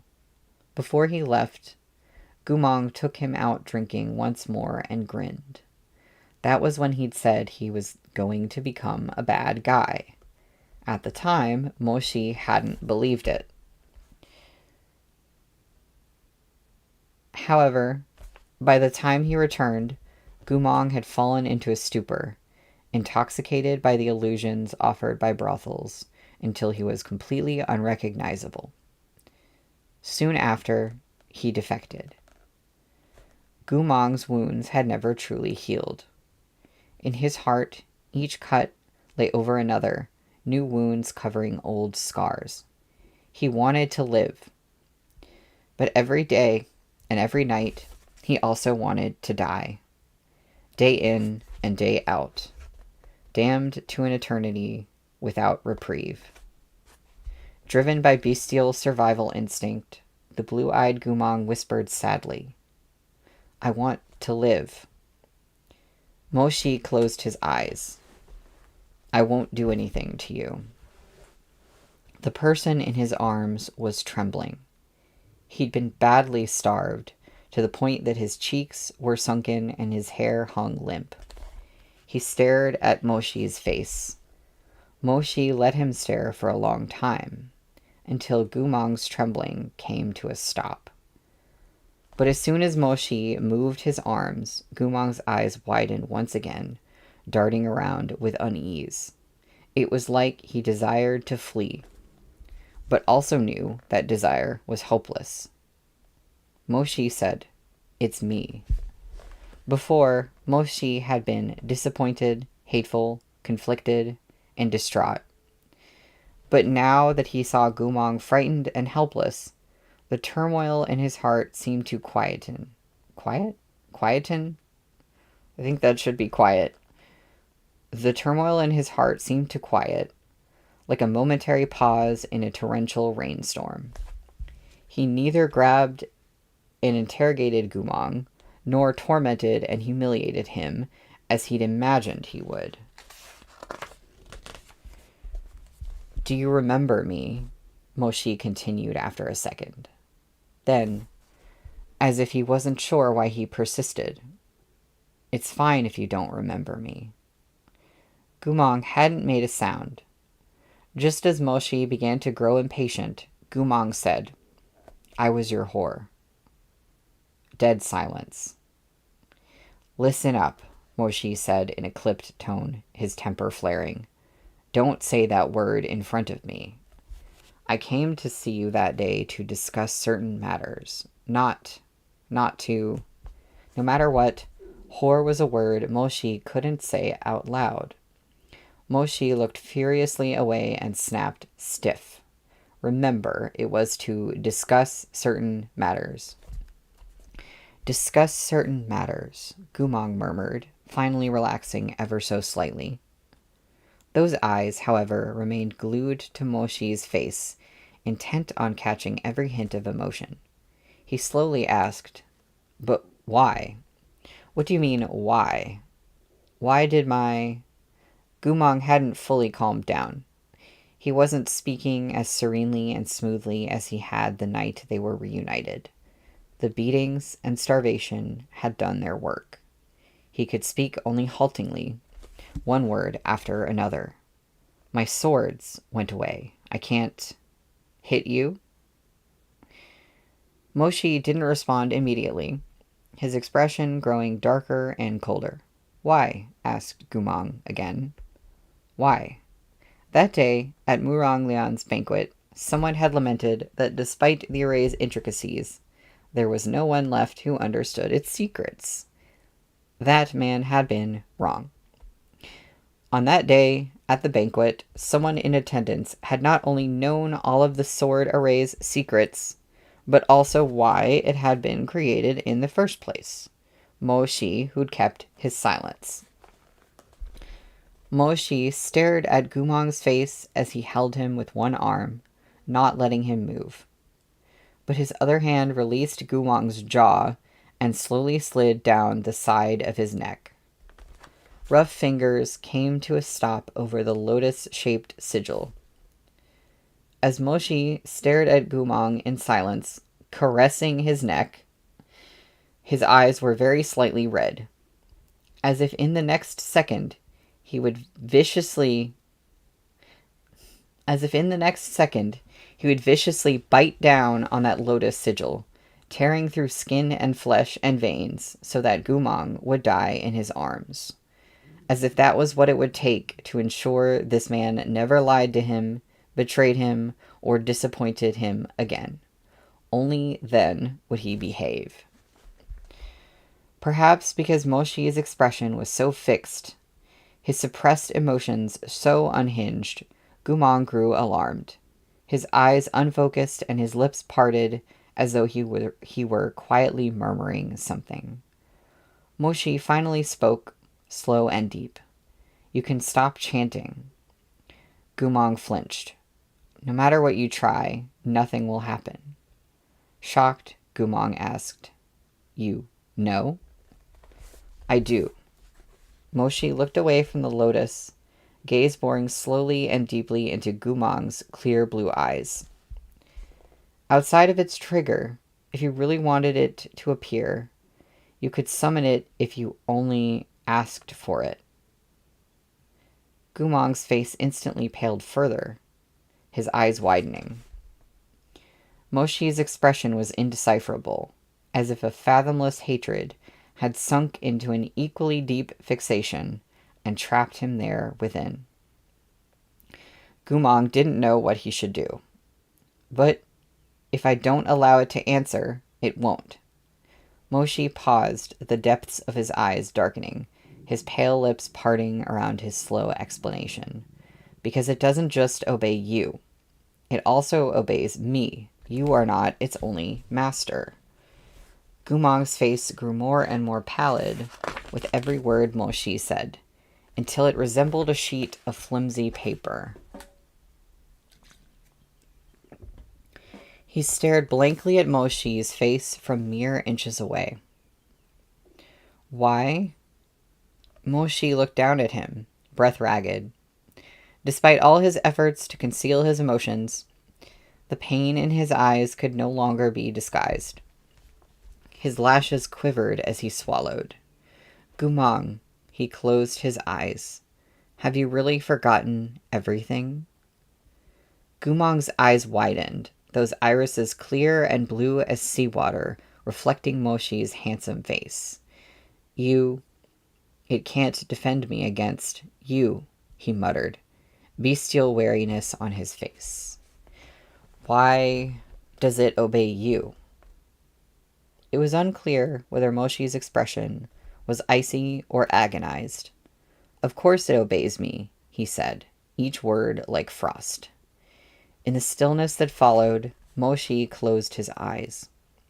When they snapped open, it was like lava finally breaking through earth, his pupils a flaming scarlet. Of course it obeys me, he said, with barely contained fury, because your sigil used my blood, and your sigil was drawn by my hand, because the one who created this array was never you, it was me. Gumong clearly didn't understand what Moshi was saying, but he could understand the anger and heartbreak on the face before him. He stared at the stranger with wide eyes. This man's expression was unbearably complicated, as if it had accumulated more than a decade of love and hatred, suppressed more than a decade of suffering, and finally exploded with more than a decade of despair. Moshi suddenly raised a hand and tore cruelly at the neat, proper layers of his own collar to expose the side of his bare and slender neck. Moshi's gaze was tempered with cold light and coated in icy fire. Every word came from between gritted teeth. Do you see it? The light in his eyes was sharp, but it was also tearful. This sigil, identical to yours, in your blood, by your hand. It was done for you. As Moshi spoke, he abruptly pushed Gumong away, as if he no longer wanted to touch or to look at him. Moshi brought a hand to his brow. The end of his sentence caught within his throat. Oh, well, it's stopping time now. That was the end of the chapter. I knew it was going to be a thing like Moshi did the sigil to protect Gumong or something like that, but I was not expecting the whole, like, they both have it. And I don't know if they mentioned in the book earlier that, like, sigils have to be drawn in blood. I don't know if that's a rule, but I kind of wasn't expecting that part. So we're stopping here. I'm just going to assume that every ending of a chapter in this book is, like, a little bit of a cliffhanger. Like, even if it's not really, it kind of is. Yeah, now we sit on that for a week. And when we come back on Monday at 3, we'll be on page 207 for chapter 19, which is called Wait for You. So that's a fun chapter name. I'm actually wondering if it's possible that we'll get through the rest of the book in 3 more streams. I'm not sure. It might happen. So it's going to be 3 or 4 more streams, I think. Anyway, that I will see y'all next Monday. Yeah, I think if one of the streams, if we go over like a little bit, which like I'm fine with doing as long as I don't have something right after, then we could probably get through it in 3. This is so hard to like stop here and not come back to it for a week, but I gotta do it. So anyway, I'll see y'all on Monday. Thank you for joining me in the stream. Peace.